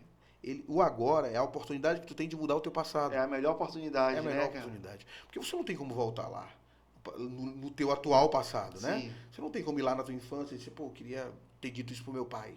Eu queria ter... Aquela menina que me relaxou, queria ter mandado ela ir catar coquinho. Achei massa isso que tu falou, porque, pô, eu posso pensar assim, agora eu tenho a oportunidade de amanhã eu me agradar do meu passado. Exatamente. Pô, o teu passado cara. Já não ser mais traumático. Massa. Se tu muda a tua realidade do hoje, se tu cria boas memórias hoje, se tu não é um pai ausente com os teus filhos hoje, lá no futuro, daqui a 20 anos, tu não vai ter que te queixar, poxa, quanto tempo eu perdi. Então, Como eu queria ter sido um bom pai para minha filha. Então nunca é tarde, né? Às vezes nunca é tarde. essa Mas literalmente nunca é tarde. Você pode mudar o seu presente. A ideia é se concentrar aqui. Obviamente que entendendo o passado, entendendo as tuas relações, tentando ressignificar quem você é e se tornar alguém, a gente chama de pessoas que são terapeutizadas. São pessoas que mesmo que tiveram traumas, conseguiram respirar, conseguiram ir para cima, sabe? Quando você está dentro da coisa do trauma, você está preso ali na emoção, raiva, ódio, medo, pavor, ansiedade. Tudo é um gatilho. Tudo se tornam gatilhos, né? E aí você, quando é terapeutizado, é como se tu fosse elevado para cima do problema. Tu consegue enxergá-lo e consegue ir caminhando devagar em direção de coisas boas. Tomar decisões mais assertivas, responder melhor determinadas brincadeiras, determinadas provocações. Quando você consegue ressignificar, você não é mais tão ferido pelo teu passado, sabe? Eu tenho uma dificuldade com, por exemplo, com a minha cor de pele. Eu tenho dificuldade com o meu cabelo, porque eu passei uma vida inteira sofrendo bullying sobre isso. Se você ressignifica e o teu cabelo passa a ser uma compreensão do teu corpo, não interessa mais o que o teu cabelo é. Tu te agrada dele. Então dane-se o que as pessoas pensam. Ali a pessoa é curada daquilo. Isso. Né? Dane-se, eu faço o meu cabelo que eu quiser. Eu posso pintar ele de louro, rosa, alisar ou deixar crespo. Tanto faz. É a minha escolha e eu tô feliz com isso. É a minha identidade. Aquela pessoa que é cheia de personalidade, aquela pessoa que está concentrada nela. Porque a gente só consegue, aí, Bíblia de novo, amar ao próximo como a ti mesmo. Você só consegue amar o próximo se tu tiver uma boa relação contigo. Se tu não tiver boa relação contigo, como é que tu vai encontrar qualidade no outro se tu não enxerga em ti mesmo? Cara. Toda qualidade que tu encontra no outro, que tu não enxerga em ti, quando tu não tem uma boa relação contigo mesmo, ela é fruto de inveja. Queria ter o que tu tem. Entendi. É a qualidade que a tal pessoa identifica, sabe? Entendi, cara, é muito louco. A Bíblia é muito perfeita, né, cara? Tá em tudo, cara. Ela não... Atemporal e tá em todas as coisas. Ela não tem buraco pra nada, né, cara? Ela sempre tem aqui um lugar. Mas, Maria, eu te pergunto assim, a gente vê pessoas que fazem terapia, né? e acabam desistindo, larga. Tem gente que passa a vida inteira, né, fazendo terapia. Me fala como é isso aí, Mário. Existe cura de fato ou não é uma Existe. coisa que é tipo, um exemplo aqui, um exemplo bem grosso. Uma pessoa que foi viciada em droga, ela venceu, mas ela sempre vai precisar ter cuidado, tipo, não andar com amizades que podem levar ele de volta. Existe essa parada, assim, como é que é? Eu vou te responder com outra pergunta. Tá, Nós, homens heterossexuais, que decidimos nos comprometer com uma mulher, certo. a gente deixa de ser tentado com outras? Jamais. Ou seja, Então serve pra... quem já foi viciado, um adicto, rapaz, a expressão é essa. Um adicto, ele precisa o tempo todo estar vigiando. Ele literalmente precisa vigiar e orar. Para que ele não recaia. A recaída tem a ver com o seu emocional. Então, se ele estiver tratando das suas emoções, mais um parênteses, normalmente a adicção, ela é, ou seja, você se viciar em algum tipo de droga e ir para o mundo das drogas, tem a ver com sua instabilidade emocional. Sim. É a busca de uma fuga, normalmente. Então, se aqui, tu tendo conseguido, comportamentalmente falando, deixar uma atitude, e tu tá te ajudando aqui, fazendo terapia, buscando comportamentos saudáveis, né? Novos ambientes, tudo isso influencia. Tu buscando tudo isso, vai ser mais difícil tu cair no teu comportamento. Porque tu vai ter trabalhado os teus motivos lá do passado, que foram teus motivos de fuga. Quando tu ressignificou aquilo de fato, e tu é alguém terapeutizado hoje, é mais difícil você cair. Mas para os especialistas em adicção não existe cura, existe em reabilitação sempre. É mesmo, cara? Então, eu tô há 18 anos limpo. Assim Sou que um a pessoa adicto em recuperação há 18 anos. É como se ele se considerasse assim, se ele pisar na bola, ele pode voltar. Isso. Ele considera que existem ainda gatilhos, mesmo ele tendo trabalhado tudo aqui. Existem gatilhos que nunca foram vivenciados que podem trazer de novo. Entendi. Por exemplo, coisas pesadíssimas, uma tragédia, uma pessoa viciada perdeu a esposa, um filho. São coisas muito pesadas emocionalmente que nem todo mundo consegue suportar. E aí precisa de fuga novamente. Então ele já sabe o caminho da fuga. E esse aí é o perigo, né? Aí é o perigo. Mário, mas tem gente que realmente passa assim o resto da vida fazendo terapia Sim. e tal. E não só por essa razão. Não, eu dei só um exemplo, mas sobre tudo. Situações diversas. O que acontece? Pessoas vão em busca de terapia por um sintoma, né? Ela tem um sintoma. Eu não estou bem. Eu estou ansioso, por exemplo, né?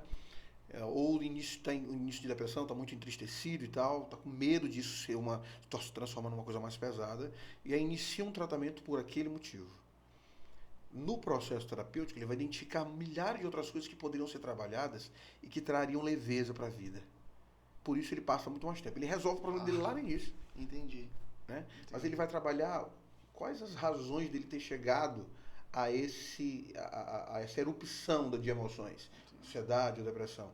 Houveram milhões de motivos lá atrás. Às vezes tu passa uma vida inteira achando que tá tudo bem, tu tá ali enchendo um balde com gotículas d'água, mas uma hora, e tu não trabalha aquilo, uma hora aquele balde vai transbordar. E a hora que mas eu dei uma topada e transbordei, não foi a topada, a topada foi o gatilho, é toda a tua história de vida. Caraca, e tô entendendo. Às vezes a gente não se dá conta, é até uma, não sei se é irresponsabilidade a palavra certa, mas a desatenção com a gente mesmo, porque às vezes a gente dá indício que algumas coisas não estão bem, mas a gente não. Exatamente. Não, isso aqui eu empurrando com a barriga, né? Aquela coisa de... Eu vou dar um exemplo. Eu tenho uma paciente que ela passou uma vida inteira dizendo sim para tudo. Para todo mundo. Anulando a si mesmo. Uma dificuldade absurda de dizer não, porque tem medo da frustração, tem medo de causar frustração nas pessoas, tem medo do que as pessoas vão achar dela, tem medo das pessoas julgá-la como uma pessoa ruim, e passou a vida inteira fazendo isso.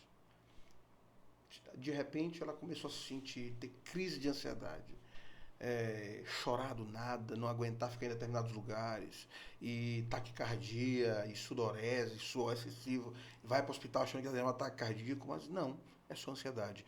resultado de uma vida inteira de desequilíbrio emocional por causa de um medo, de uma necessidade de ser aceita. Entendi, cara. Que tem a ver, provavelmente, com coisas lá da Lá infância. atrás. E aí o profissional sempre vai conseguir Mas a gente tem que buscar essas coisas, buscar, né? né? Para trabalhar o agora. E quais são as atitudes que pode ser agora? Identificou isso, a pessoa realmente, eu nunca disse não. Caraca. Mário, e já falando um pouco disso, assim, esse período que a gente, graças a Deus, tá, acho que já saímos, né, desse negócio de pandemia e tal. Mas isso aí foi um problema para muita gente, né, cara? Teve gente que soube lidar com essa situação, mas muita gente perdeu a linha, né, não soube. Número de divórcios absurdo, Foi, cara. sempre foi alto, mas extrapolou. De pessoas tendo tido isso como gatilhos para transtornos emocionais, depressão, ansiedade, síndrome do pânico. Muita gente. Então a demanda das clínicas psiquiátricas, dos atendimentos psiquiátricos e psicológicos aumentaram muito. Foi, né? Mas por quê? Isso que nós estávamos falando, né? As pessoas não conseguem lidar bem com elas mesmas. Aí elas se trancam dentro de casa com a esposa ou com o marido, que não tem bons relacionamentos, normalmente. Vai Dar alguma coisa, né? Vai dar loucura. Mas, Mário, tem gente também que, falando desse negócio de pandemia, eu não era nem vivo quando teve uma pandemia anterior a essa. Alguns tataravós que ainda estão vivos que participaram. Então, assim, foi uma parada totalmente nova para todo mundo. Só a Rainha Elizabeth, não é mesmo? Não, essa aí eu não sei já o que Deus fez com ela.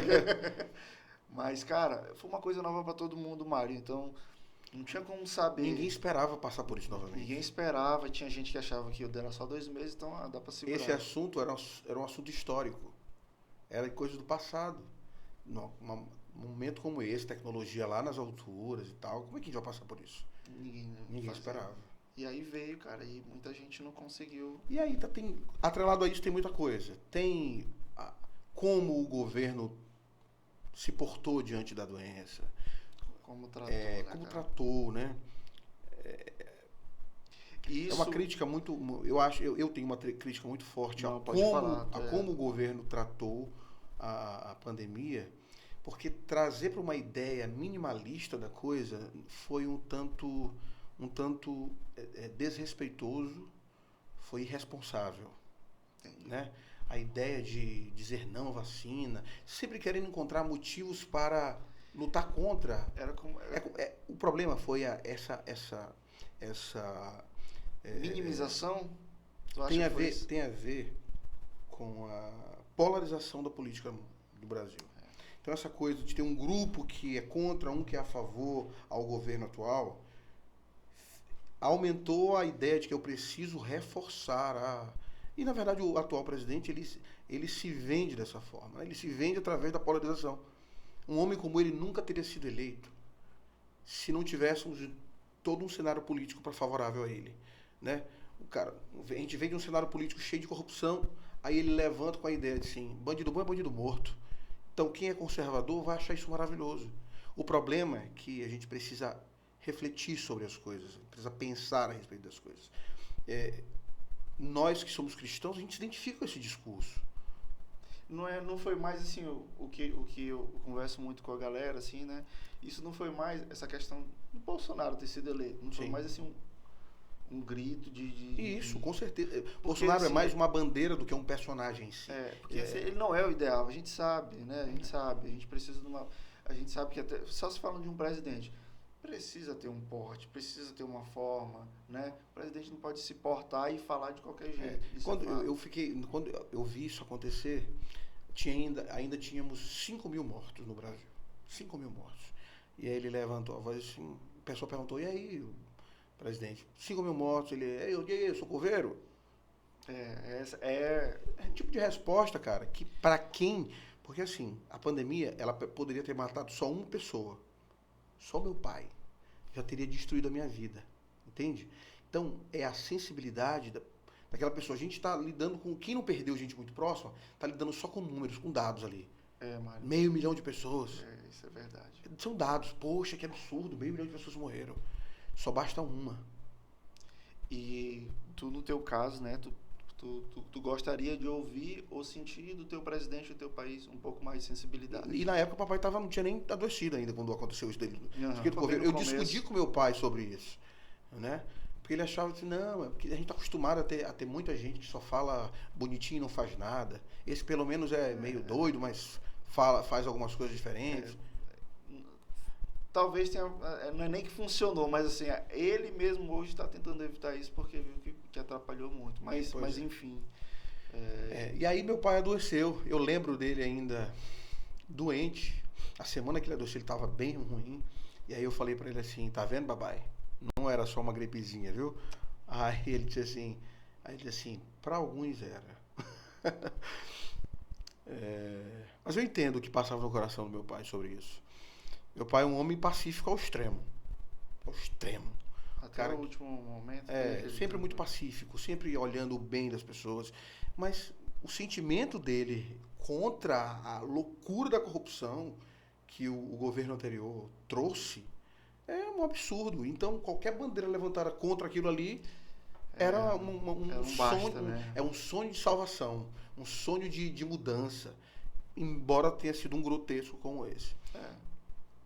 Mas, enfim, saindo de política, trazendo para a emoção da coisa, né? A questão da pandemia causou nas pessoas, né? Causou muita dor, muita tristeza e trouxe coisas que as pessoas não sabiam que existia nelas, né? Estava lá guardada.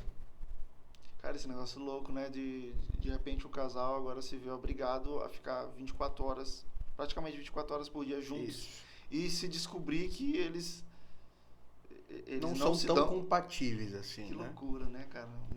Loucura. E Mário, mesmo já tendo passado esse período de pandemia, as sequelas, eu digo interna mesmo, elas não vão embora assim tão cedo, né, cara? Não, tem gente que fica... Minha avó, minha avó tem 88 anos, 87 anos. Ela teve Covid, ela foi bem no início, né? Ela tava com muito medo de morrer dessa doença, porque ela já tá idade, idosa, né? Aí eu disse, vovó, nem a Covid lhe quer. Ou a senhora é muito boa, ou a senhora é muito ruim. E aí ela teve 2 vezes mais e não teve nada demais. Não agravou, né? Só que ela perdeu o olfato completamente. Ela não sente mais cheiro nenhum. Até hoje. Não recuperou. Não recuperou. Ela gosta muito de um perfume Kayak, da Natura, né? Que é antigão, eu usava na adolescência. Até hoje ela compra desse perfume, ela que meu filho, mas eu não consigo mais fazer isso aqui. Cara, que coisa. Mas graças a Deus tá passando, né, Mário? E fica aqui o meu sentimento, né, cara? Sabe? Era muito público a relação que existia de carinho, né, entre tu e teu pai, né, cara? Mas, Mário, acho que o horário já tá um pouquinho ultrapassado. A galera, a esposa do Mário tá aqui com os meninos. Eu queria falar um pouquinho, não sei se a gente tá deixando alguma coisa, mas tu é atleta de pôquer, né? Tu gosta também de jogar pôquer, né? Então, só terminando rapidinho a coisa da psicologia. Certo. Tá. Então, a minha atuação como psicólogo, eu tenho uma clínica particular. Né? Bom, a gente não pode deixar passar isso, cara. Tenho uma clínica particular. Quem quiser conversar a respeito de algum assunto, pode falar comigo pelo WhatsApp, a gente pode marcar uma conversa. E atendo também pela Secretaria Estadual de Saúde, como psicólogo. E, fora isso, a música. Tenho a Casarte, que é uma empresa de casamentos. De eventos, né? De eventos, né? E trabalho também com a música para eventos particulares e também na noite, como voz de piano. Faço ainda alguns restaurantes fazendo música boa. Música boa, né? Gente, então, para quem tá procurando música boa aqui em São Luís, tá aqui, Mário. E tô produzindo um trabalho legal agora, só de pagode romântico. É mesmo, mano? Vou lançar em breve. Legal. Galera, seguir no Instagram vai ficar por dentro de tudo, né? Isso, vai sim. Beleza. Mário Filho.oficial. Eu vou botar aqui na descrição pra galera seguir. Bacana, Mário. Agora o pôquer. O pôquer, né? Como foi que... Cara, eu trabalhava, foi assim que eu me formei em 2010, né? E aí assim que eu formei, eu fui trabalhar em Taço Fragoso, lá no sul do Maranhão. Ficar 15 horas praticamente de viagem daqui. Então eu passava 2 semanas lá e 2 semanas aqui de folga. E aí eu ficava hospedado no hotel lá e eu conheci o gerente do Banco do Brasil, que também não era de lá e ficava hospedado nesse mesmo hotel que eu. Ele era da cidade próxima, lá que era Balsas. Hoje em dia ele mora aqui. E aí ele disse, cara, eu vou te apresentar uma coisa legal que eu acho que tu como psicólogo vai gostar. Eu disse, o quê, cara? pôquer. Eu disse, carta, bicho, eu não sou muito chegado a esse tipo de jogos. Brincava de relancinho com minha avó, de bucho inchado, mas era isso, só para brincar mesmo. Mas a beleza por trás do pôquer é absurda. Eu não faço ideia. É absurda. Então Mário, ele só disse assim, mais um jogo psicológico do que um jogo de carta. Ele me ganhou bem. Ele me ganhou bem. Esse cara é vendedor, né, cara? Sim, é um jogo de pessoas, de psicológico, mais do que um jogo de cartas. E é isso mesmo. Com certeza, com certeza. E aí eu fui estudar. Eu aprendi lá na prática, tinha um joguinho que a gente brincava lá na casa de do pessoal lá da cidade, Tasso Fragoso. E lá eu comecei, peguei gosto aquilo, a ideia do blefe, né? De tu induzir o teu adversário ao erro. Cara, é maravilhoso, bicho. Eu que adoro psicologia, a forma que a psicologia tem de transformar as coisas, né? De mudar o cenário. É um negócio mesmo, é um esporte mental ali, né? Mental. A ideia tem uma nomenclatura que é o metagame. Eu sei que tu sabe que eu tô querendo fazer que tu pense em alguma coisa. A partir disso eu vou fazer o contrário para te induzir o erro. Que loucura. Eu ia me levantar dessa mesa e disse, é muito maravilhoso. Só que assim, estuda teoria. Então, tá aí uma coisa que eu me dediquei. Li uns 3 livros em sequência para empreender tudo da teoria. Só por causa para tu poder... O pôquer? Pôquer, só pôquer. É mesmo, bicho. Tu é um atleta profissional, tu joga competição? Não, já joguei muito. Hoje em dia eu tô mais parado, porque o meu filho mais novo nasceu, então tô sem tempo. Ainda jogo online, mas eu não gosto muito do online. Eu gosto do ao vivo, de pegar as cartas. Parada física. Eu sei fazer até aqueles movimentos de juntar as fichas. É mesmo, assim, podia, se soubesse trazer umas coisas pra tu fazer. Tem alguns aqui que eu sei rodar uma ficha na outra. Então, tudo isso é estético. Então, é massa, a estética da coisa é muito legal. Né? O tecido, a conversa. Tu ficar olhando o olho do cara pra ver se ele tá mentindo. Cara, tem tudo. Analisar. Eu tenho um livro que fala só sobre análise corporal. Comportamento, jogando expressões e explicando tudo no reino animal, né? O comportamento dos quer dizer tal coisa, provavelmente, se ele se aproxima da carta e faz isso, se ele se afasta da carta, tudo tem uma razão ali. Massa, e tem como tu ler isso. Massa. E quando tu bota isso na prática e vê que tá certo, Fé Maria. Mas aí às vezes tem um blefe, né? Óbvio. Tem gente que blefa o próprio TEL. TEL é o comportamento que você dá que induz alguma coisa, né? Então, por exemplo, se eu me aproximo daqui e eu sei que aquele cara sabe que ao se aproximar eu tô querendo defender as minhas cartas, quando eu faço, ou seja, minha mão é boa. Então, Caraca, que louco. Então, eu sei que ele sabe disso, né? E se eu tô querendo blefar e faço, eu tô blefando o próprio TEL. Entendi. Eu tô induzindo ele a pensar algo que eu quero que ele pense. Entendi. Entende? Cara, bicho, então não é um jogo só de carta e de mão. É de olhar e tudo. Não, é psicológico de fato. Total. A maioria das vezes, ou seja, mais de 80% das vezes, de uma rodada, você não chega a conhecer o que teu adversário tem. Nem precisa mostrar as tuas cartas. Entendi. É a tua forma de jogar que induz que tu pode estar mais forte ou mais fraco naquela mão. Né? Então, a teoria diz que é 12% sorte e 88% habilidade. Pô, mano, massa. Mas esse negócio que tu falou online não dá, né? Tem que ser... Não dá, tem gente que vive disso, gente que tá rico por causa disso. Porque consegue Ronaldo joga, né? Pô? Joga. Você consegue jogar mais meses ao mesmo tempo, em vez de só uma. Então, assim, já fui jogar, já joguei o torneio, faço parte do circuito maranhense, já ganhei, fui campeão, ou seja, o número 1, para ser campeão você tem que eliminar, todo mundo tem que ir caindo, aí vai para uma mesa final, todo mundo caindo, fica só 2. As eliminatórias. Um contra um ali, e sai o campeão. Legal. Então eu tenho alguns troféus de campeão. Pô, mano, bacana. De segundo lugar, de terceiro lugar, enfim. Já fui jogar uma etapa do Mundial lá na Argentina, em 2017.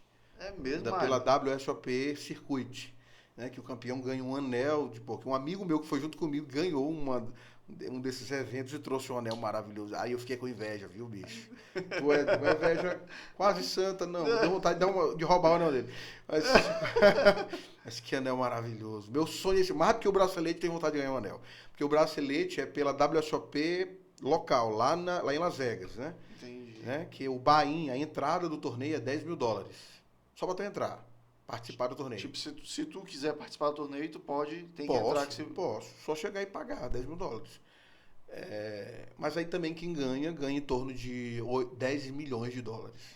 Quanto mais jogadores, maior mais a premiação. Então eu sou um jogador de torneio. né? Que as tuas fichas, elas não representam um valor monetário. O cash game, sim.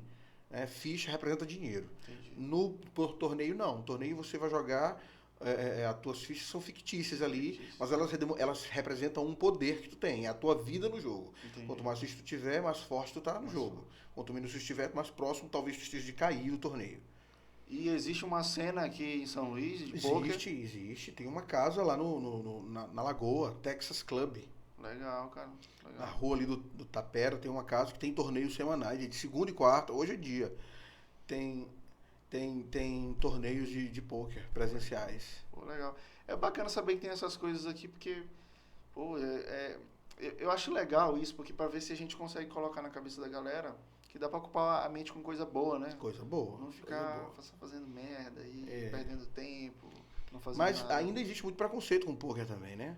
O mesmo? pôquer é considerado o esporte da mente. Assim como o xadrez e o gamão e a dama. Tá no cenário mundial é considerado isso. Então saiu já do grupo dos jogos de azar, né?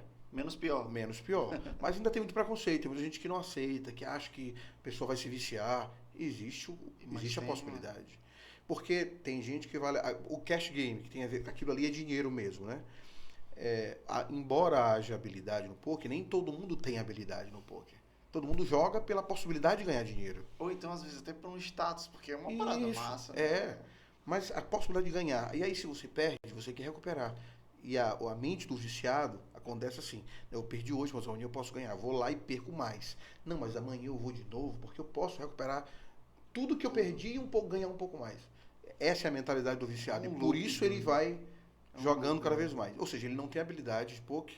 Ele sabe ali a mecânica da coisa, sabe o que é um par, dois pares, uma trinca, uma sequência, um flush, um full house, um royal. Sabe o nome das coisas, sabe como funciona isso. Porém, ele não sabe a parte... Ele entende dos 12%, mas não entende dos 88%. Entendi. E aí a tendência dele é perder sempre. Vai ficar se enganando, né? Isso. Aí, essa parte é perigosa. Por isso que eu gosto do torneio. Que não tem isso. Ou você sabe ou você não sabe.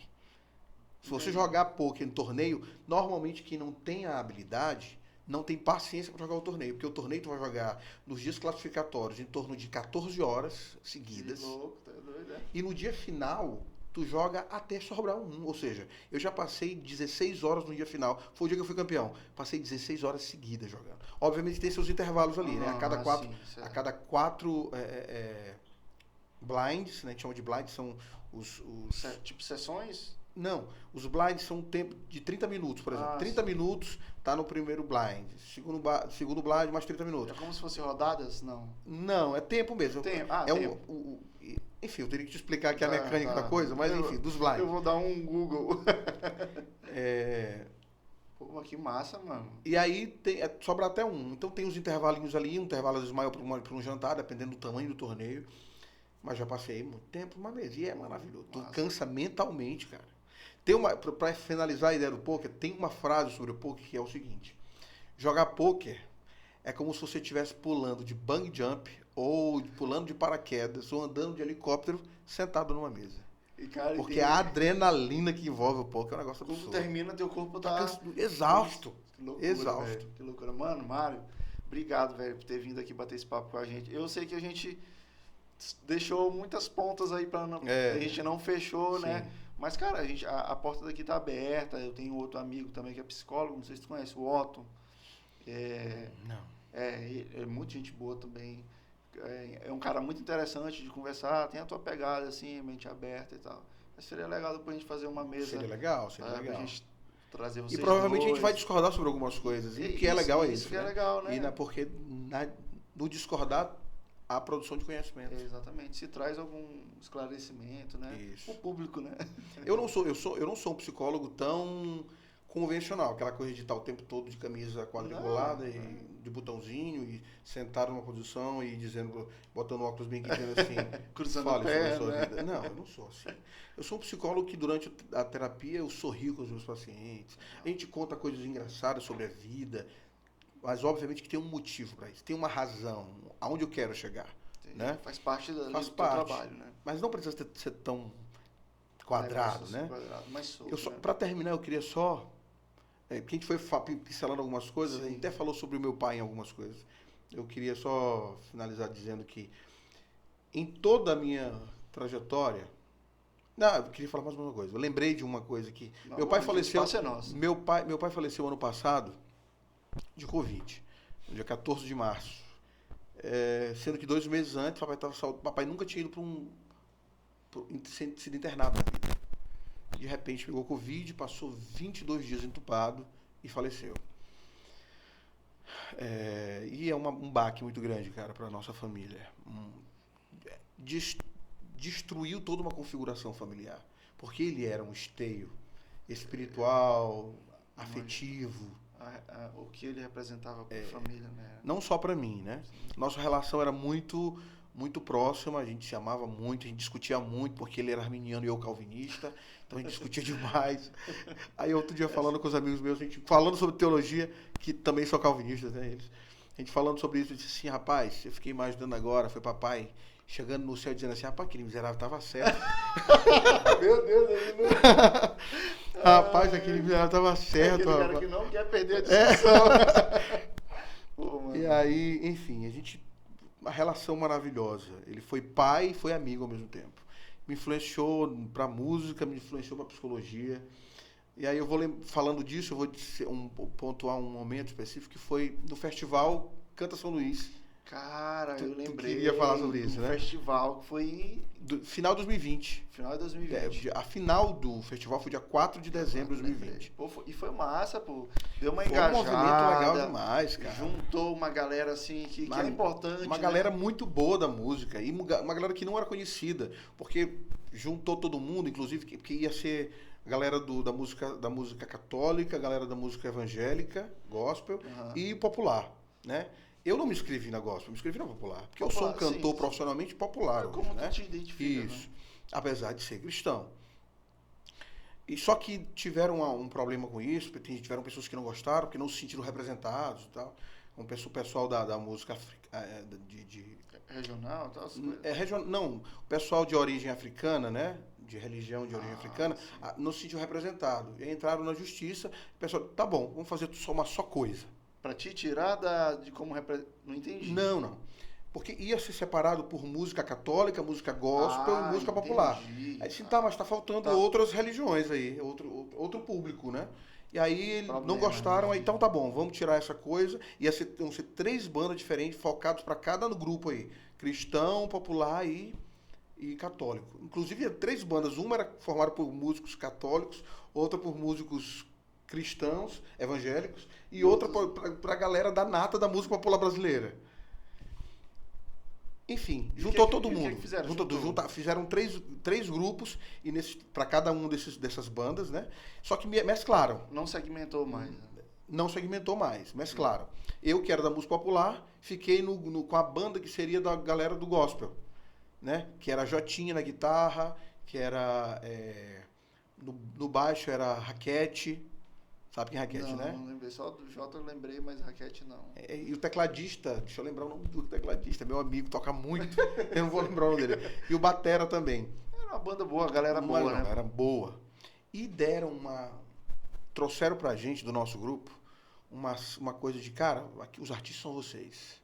Então a gente tá aqui para acompanhar vocês. O que vocês decidirem, a gente só vai fazer o que vocês quiserem. A banda foi? A banda, pois é, e deixou a gente muito à vontade para cantar. O que talvez não tenha acontecido muito nas outras, né? Como tinha muito artista e tal, não, vamos fazer aqui desse jeito. Eu sei que isso acabou gerando resultado, porque dos 5 campeões, 4 eram do nosso grupo. É mesmo, velho? Pô, então ajuda a questão ali da banda ali ter vindo junto com vocês. Desculpa, 3. 3, né? Então a banda, essa coisa de deixar a gente à vontade, favoreceu isso, né? Obviamente. Mas enfim, eu fiquei em 2º lugar. Foi, né? Eu fui o campeão da música popular, porque quem ganhou o evento foi uma cantora de música gospel. Então, se houvesse separação, eu teria sido da música popular, ela teria sido da gospel, enfim. Pô, legal, cara. E aí, mas os 5 primeiros são só... Eu vou dizer dos 4, né? Eu não vou nem me colocar na equação, mas os outros 4 eram maravilhosos. Foi Alfredo, que todo mundo conhece. Alfredo. Ficou em 5º lugar, Alfredo. E acho que pra mim ele poderia ter sido campeão, porque ele deu um show na última apresentação. Aí em quarto lugar ficou a Gabi Marques, que é um espetáculo de voz. Mano, é muita gente boa, Terceiro lugar ficou a Sara. Sara Meirelles? Não, a outra Sara. Sara Vale? Sara Vale. Que é Cara, inclusive a gente já conversou, tem que trazer ela aqui, eu vou bater um papo. É uma cantora sensacional, de um timbre espetacular. Em segundo lugar ficou eu. E em primeiro lugar, a Vânia Lisboa, que é do grupo dos Lisboas.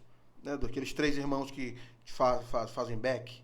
Cara, não, ela canta um absurdo, cara. Tem que procurar. Canta um absurdo. Mas foi massa esse Foi muito evento, massa. cara. Mas assim, o que eu vou te pontuar disso, né? Porque estavam me apresentando, acho que teve a eliminatória primeira, teve a semifinal e a final. Nas 2 primeiras estavam me apresentando só como cantor Mário Filho. Aí papai dizia assim, não, papai, pede pra te apresentar como psicólogo e cantor, que é o que tu é. Aí no último dia, na final, o cara tava lá falando comigo, disse assim, eu olhei pro papai que tava lá, só, papai pediu pra acrescentar aí, que é psicólogo também, não só cantor. Aí eu falei pra ele, na hora que ele falou, o papai me olhou assim, ó. Tu fez isso só porque ele pediu, pra agradar ele. E aí eu cantei uma música esse dia, que é Sangrando, de Gonzaguinha. Sabe que música é essa? Não canta aí. Quando eu soltar a minha voz, por favor entenda que palavra por palavra eis aqui uma pessoa se entregando. Não conhece? Não. Coração na boca, peito aberto, vou sangrando. O refrão dela é... Deixa eu tentar agora eu lembrar do refrão. Não. Como é o nome dela? Sangrando. O refrão é... Quando eu soltar a minha voz, por favor entenda, é apenas o meu jeito de viver, o que é amar. Eu cantei um pedacinho só do refrão. Então essa música é marcante da música popular brasileira.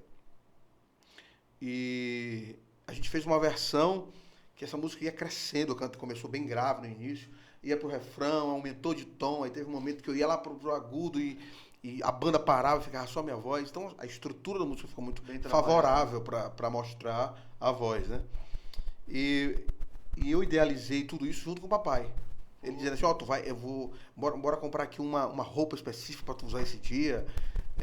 Porque eu tava bonitão no primeiro dia, ó, cara. Cantei flamboyant, inclusive, no primeiro, na eliminatória primeira, né? Mano, é muito bonito isso, pô. Assim, tipo, tu já é um marmanjão, mas ali teu pai. Isso, mas ele sempre fez isso, cara. Mano, Na primeira eu tava bonitão, com uma roupa minha normal, né? Aí no segundo eu quis inventar, eu fiquei parecendo o Jacan cantando. Na semifinal. Na semifinal eu tava literalmente o Jacan cantando. Mas aí na final eu disse, não, vamos melhorar. Aí papai disse, não, vamos comprar agora um terno brilhoso. Bora botar uma gravata. Não, a gravata eu acho que tá exagerando. Mas vamos botar só. Então, tá bom. E aí, meu filho, se tu fizer isso, tu ensaia dessa forma, pede pra banda fazer isso, se tu fizer isso, não tem pra ninguém. E aí eu mostrei outras pessoas que estavam na final, ele disse assim, meu filho, aqui é tu e essa menina bem aí. Ele viu a semifinal de Gabi Marques, que foi um espetáculo. Ele cantou, então, a final, né? A disputa ali. Ele, assim, o Alfredo canta muito também, provavelmente vai estar ali entre os 5, mas essa menina aqui pode ganhar esse programa, da Gabi. Ele não conhecia ela ainda. Mas se tu cantar exatamente como a gente está planejando aqui, vai ser ótimo. Então, enfim, mas papai ao longo da vida inteira, mesmo apoiando tudo, sempre foi crítico. Você está exagerando nisso, você poderia ter feito mais coisas, interprete melhor, se movimente mais no palco, comunique mais com as pessoas. Então ele me guiou a vida inteira sobre essas coisas. Não era só teu apoiador, era teu mentor, né? Isso. E aí nesse dia, então comecei a cantar, e, cara, ele vibrou demais. Tem vídeo, olha, eu vou te mandar pra tu assistir depois. O vídeo dele assistindo a minha apresentação, dá pra ver ele lá embaixo. A cada coisa que ele via que acontecia, como a gente tinha planejado, ele levantava a mão e vibrava. Dava certo, né? Vibrava.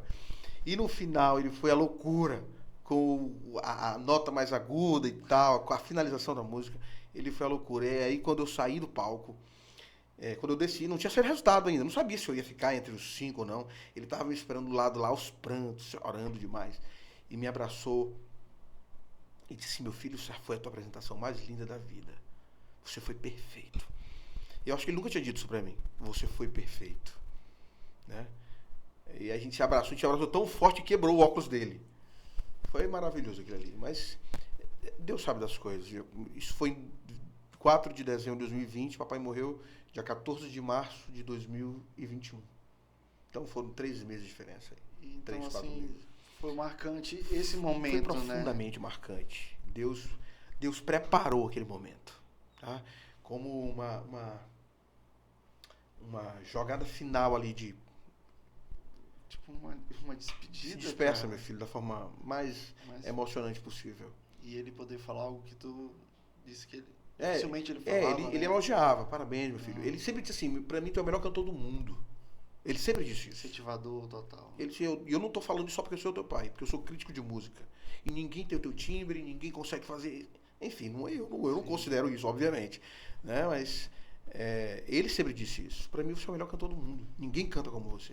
Mas muito crítico com as minhas apresentações. Sobre essa apresentação em especial, ele disse isso. Você foi perfeito. Que massa, e mano. E foi maravilhoso isso. Foi maravilhoso. Foi bom ter vivido isso, né?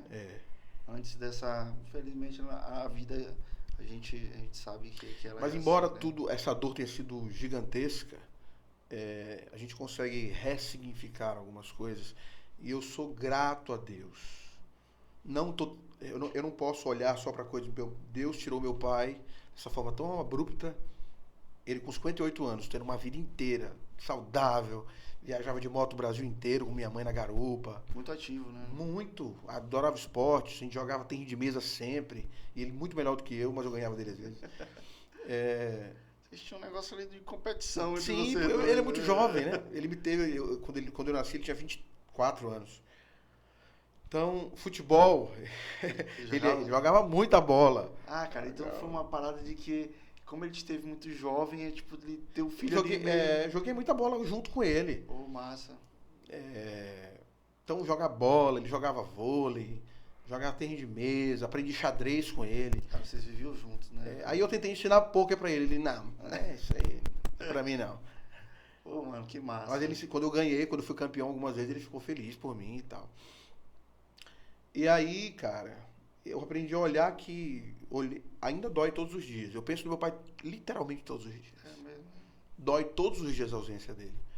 Mas eu sou grato a Deus pelos 36 anos que eu passei ao lado dele. Então, pode ser que eu viva mais 36 anos sem ele.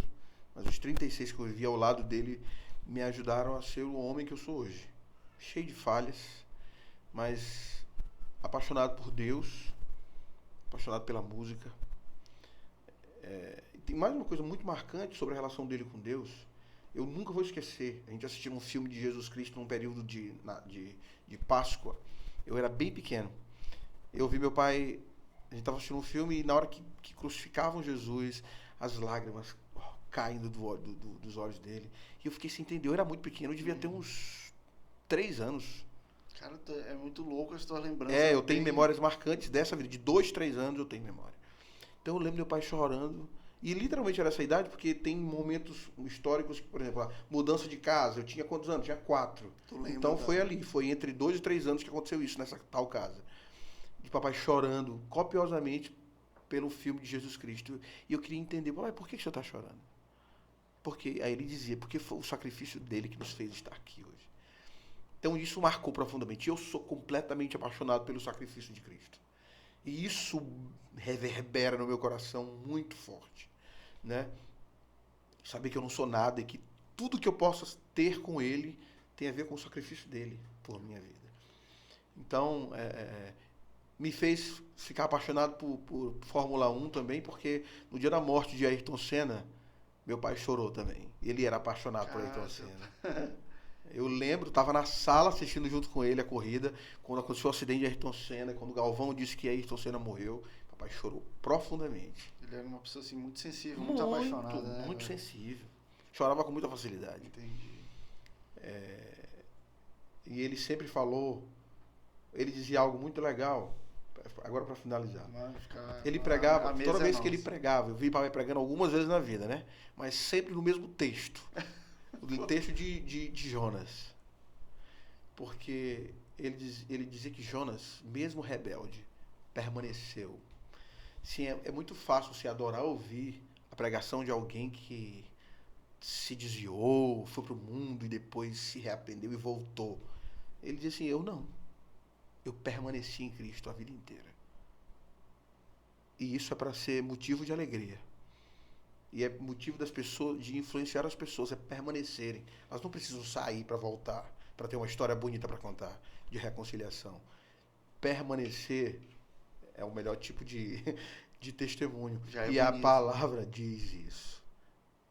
Quando fala que é melhor a obediência do que o sacrifício. Obedecer, que sacrificar, que é até um provérbio, né?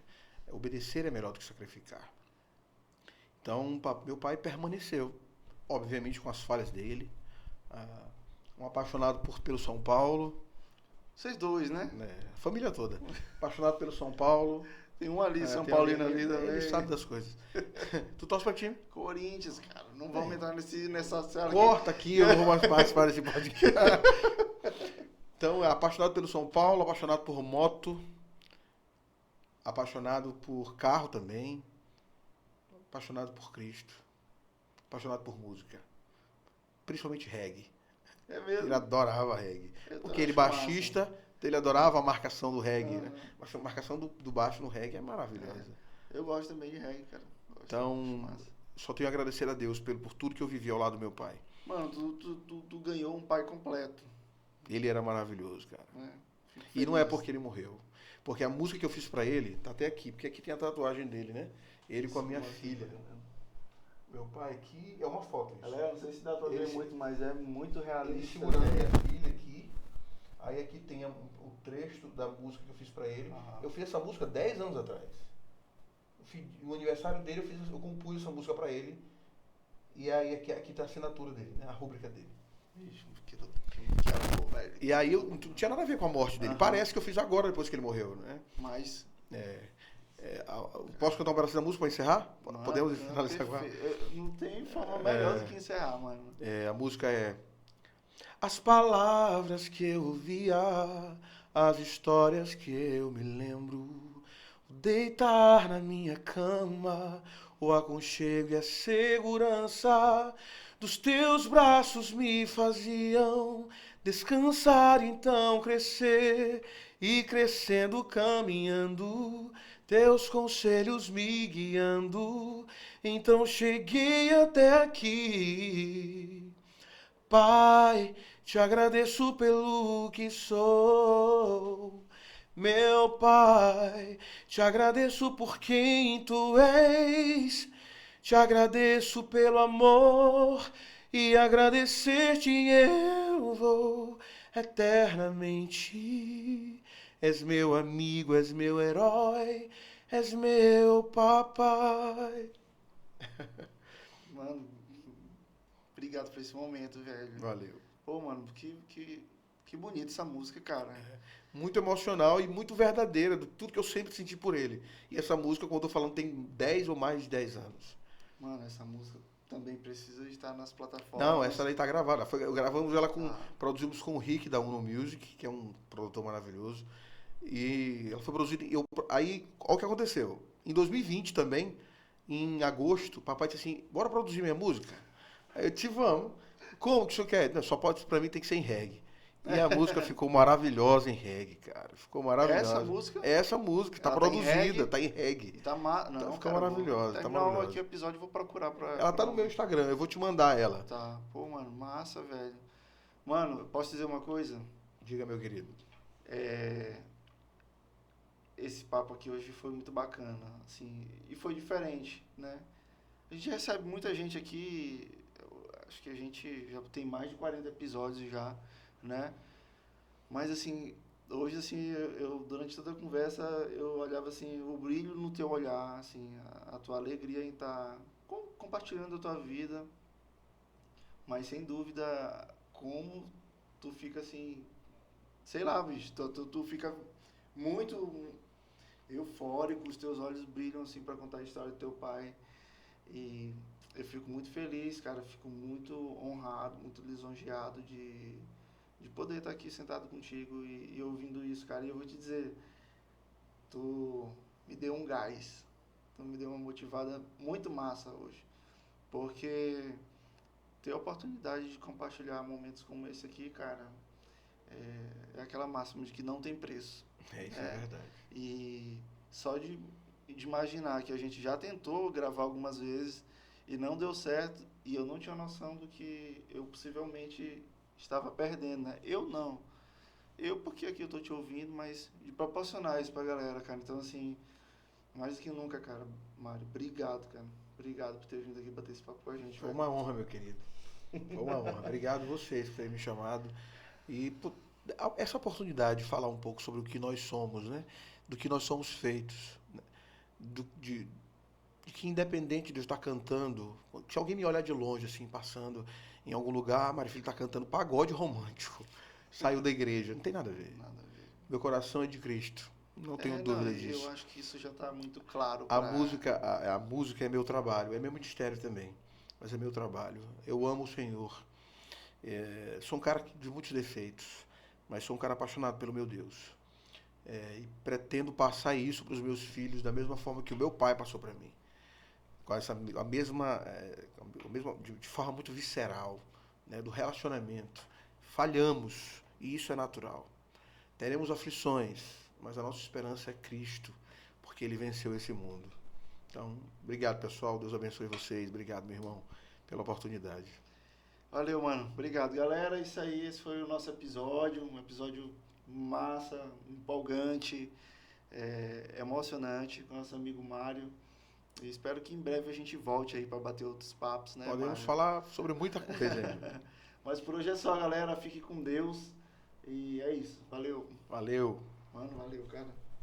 Valeu, meu filho. Obrigado. Cara, não sei se tu gostou do papo.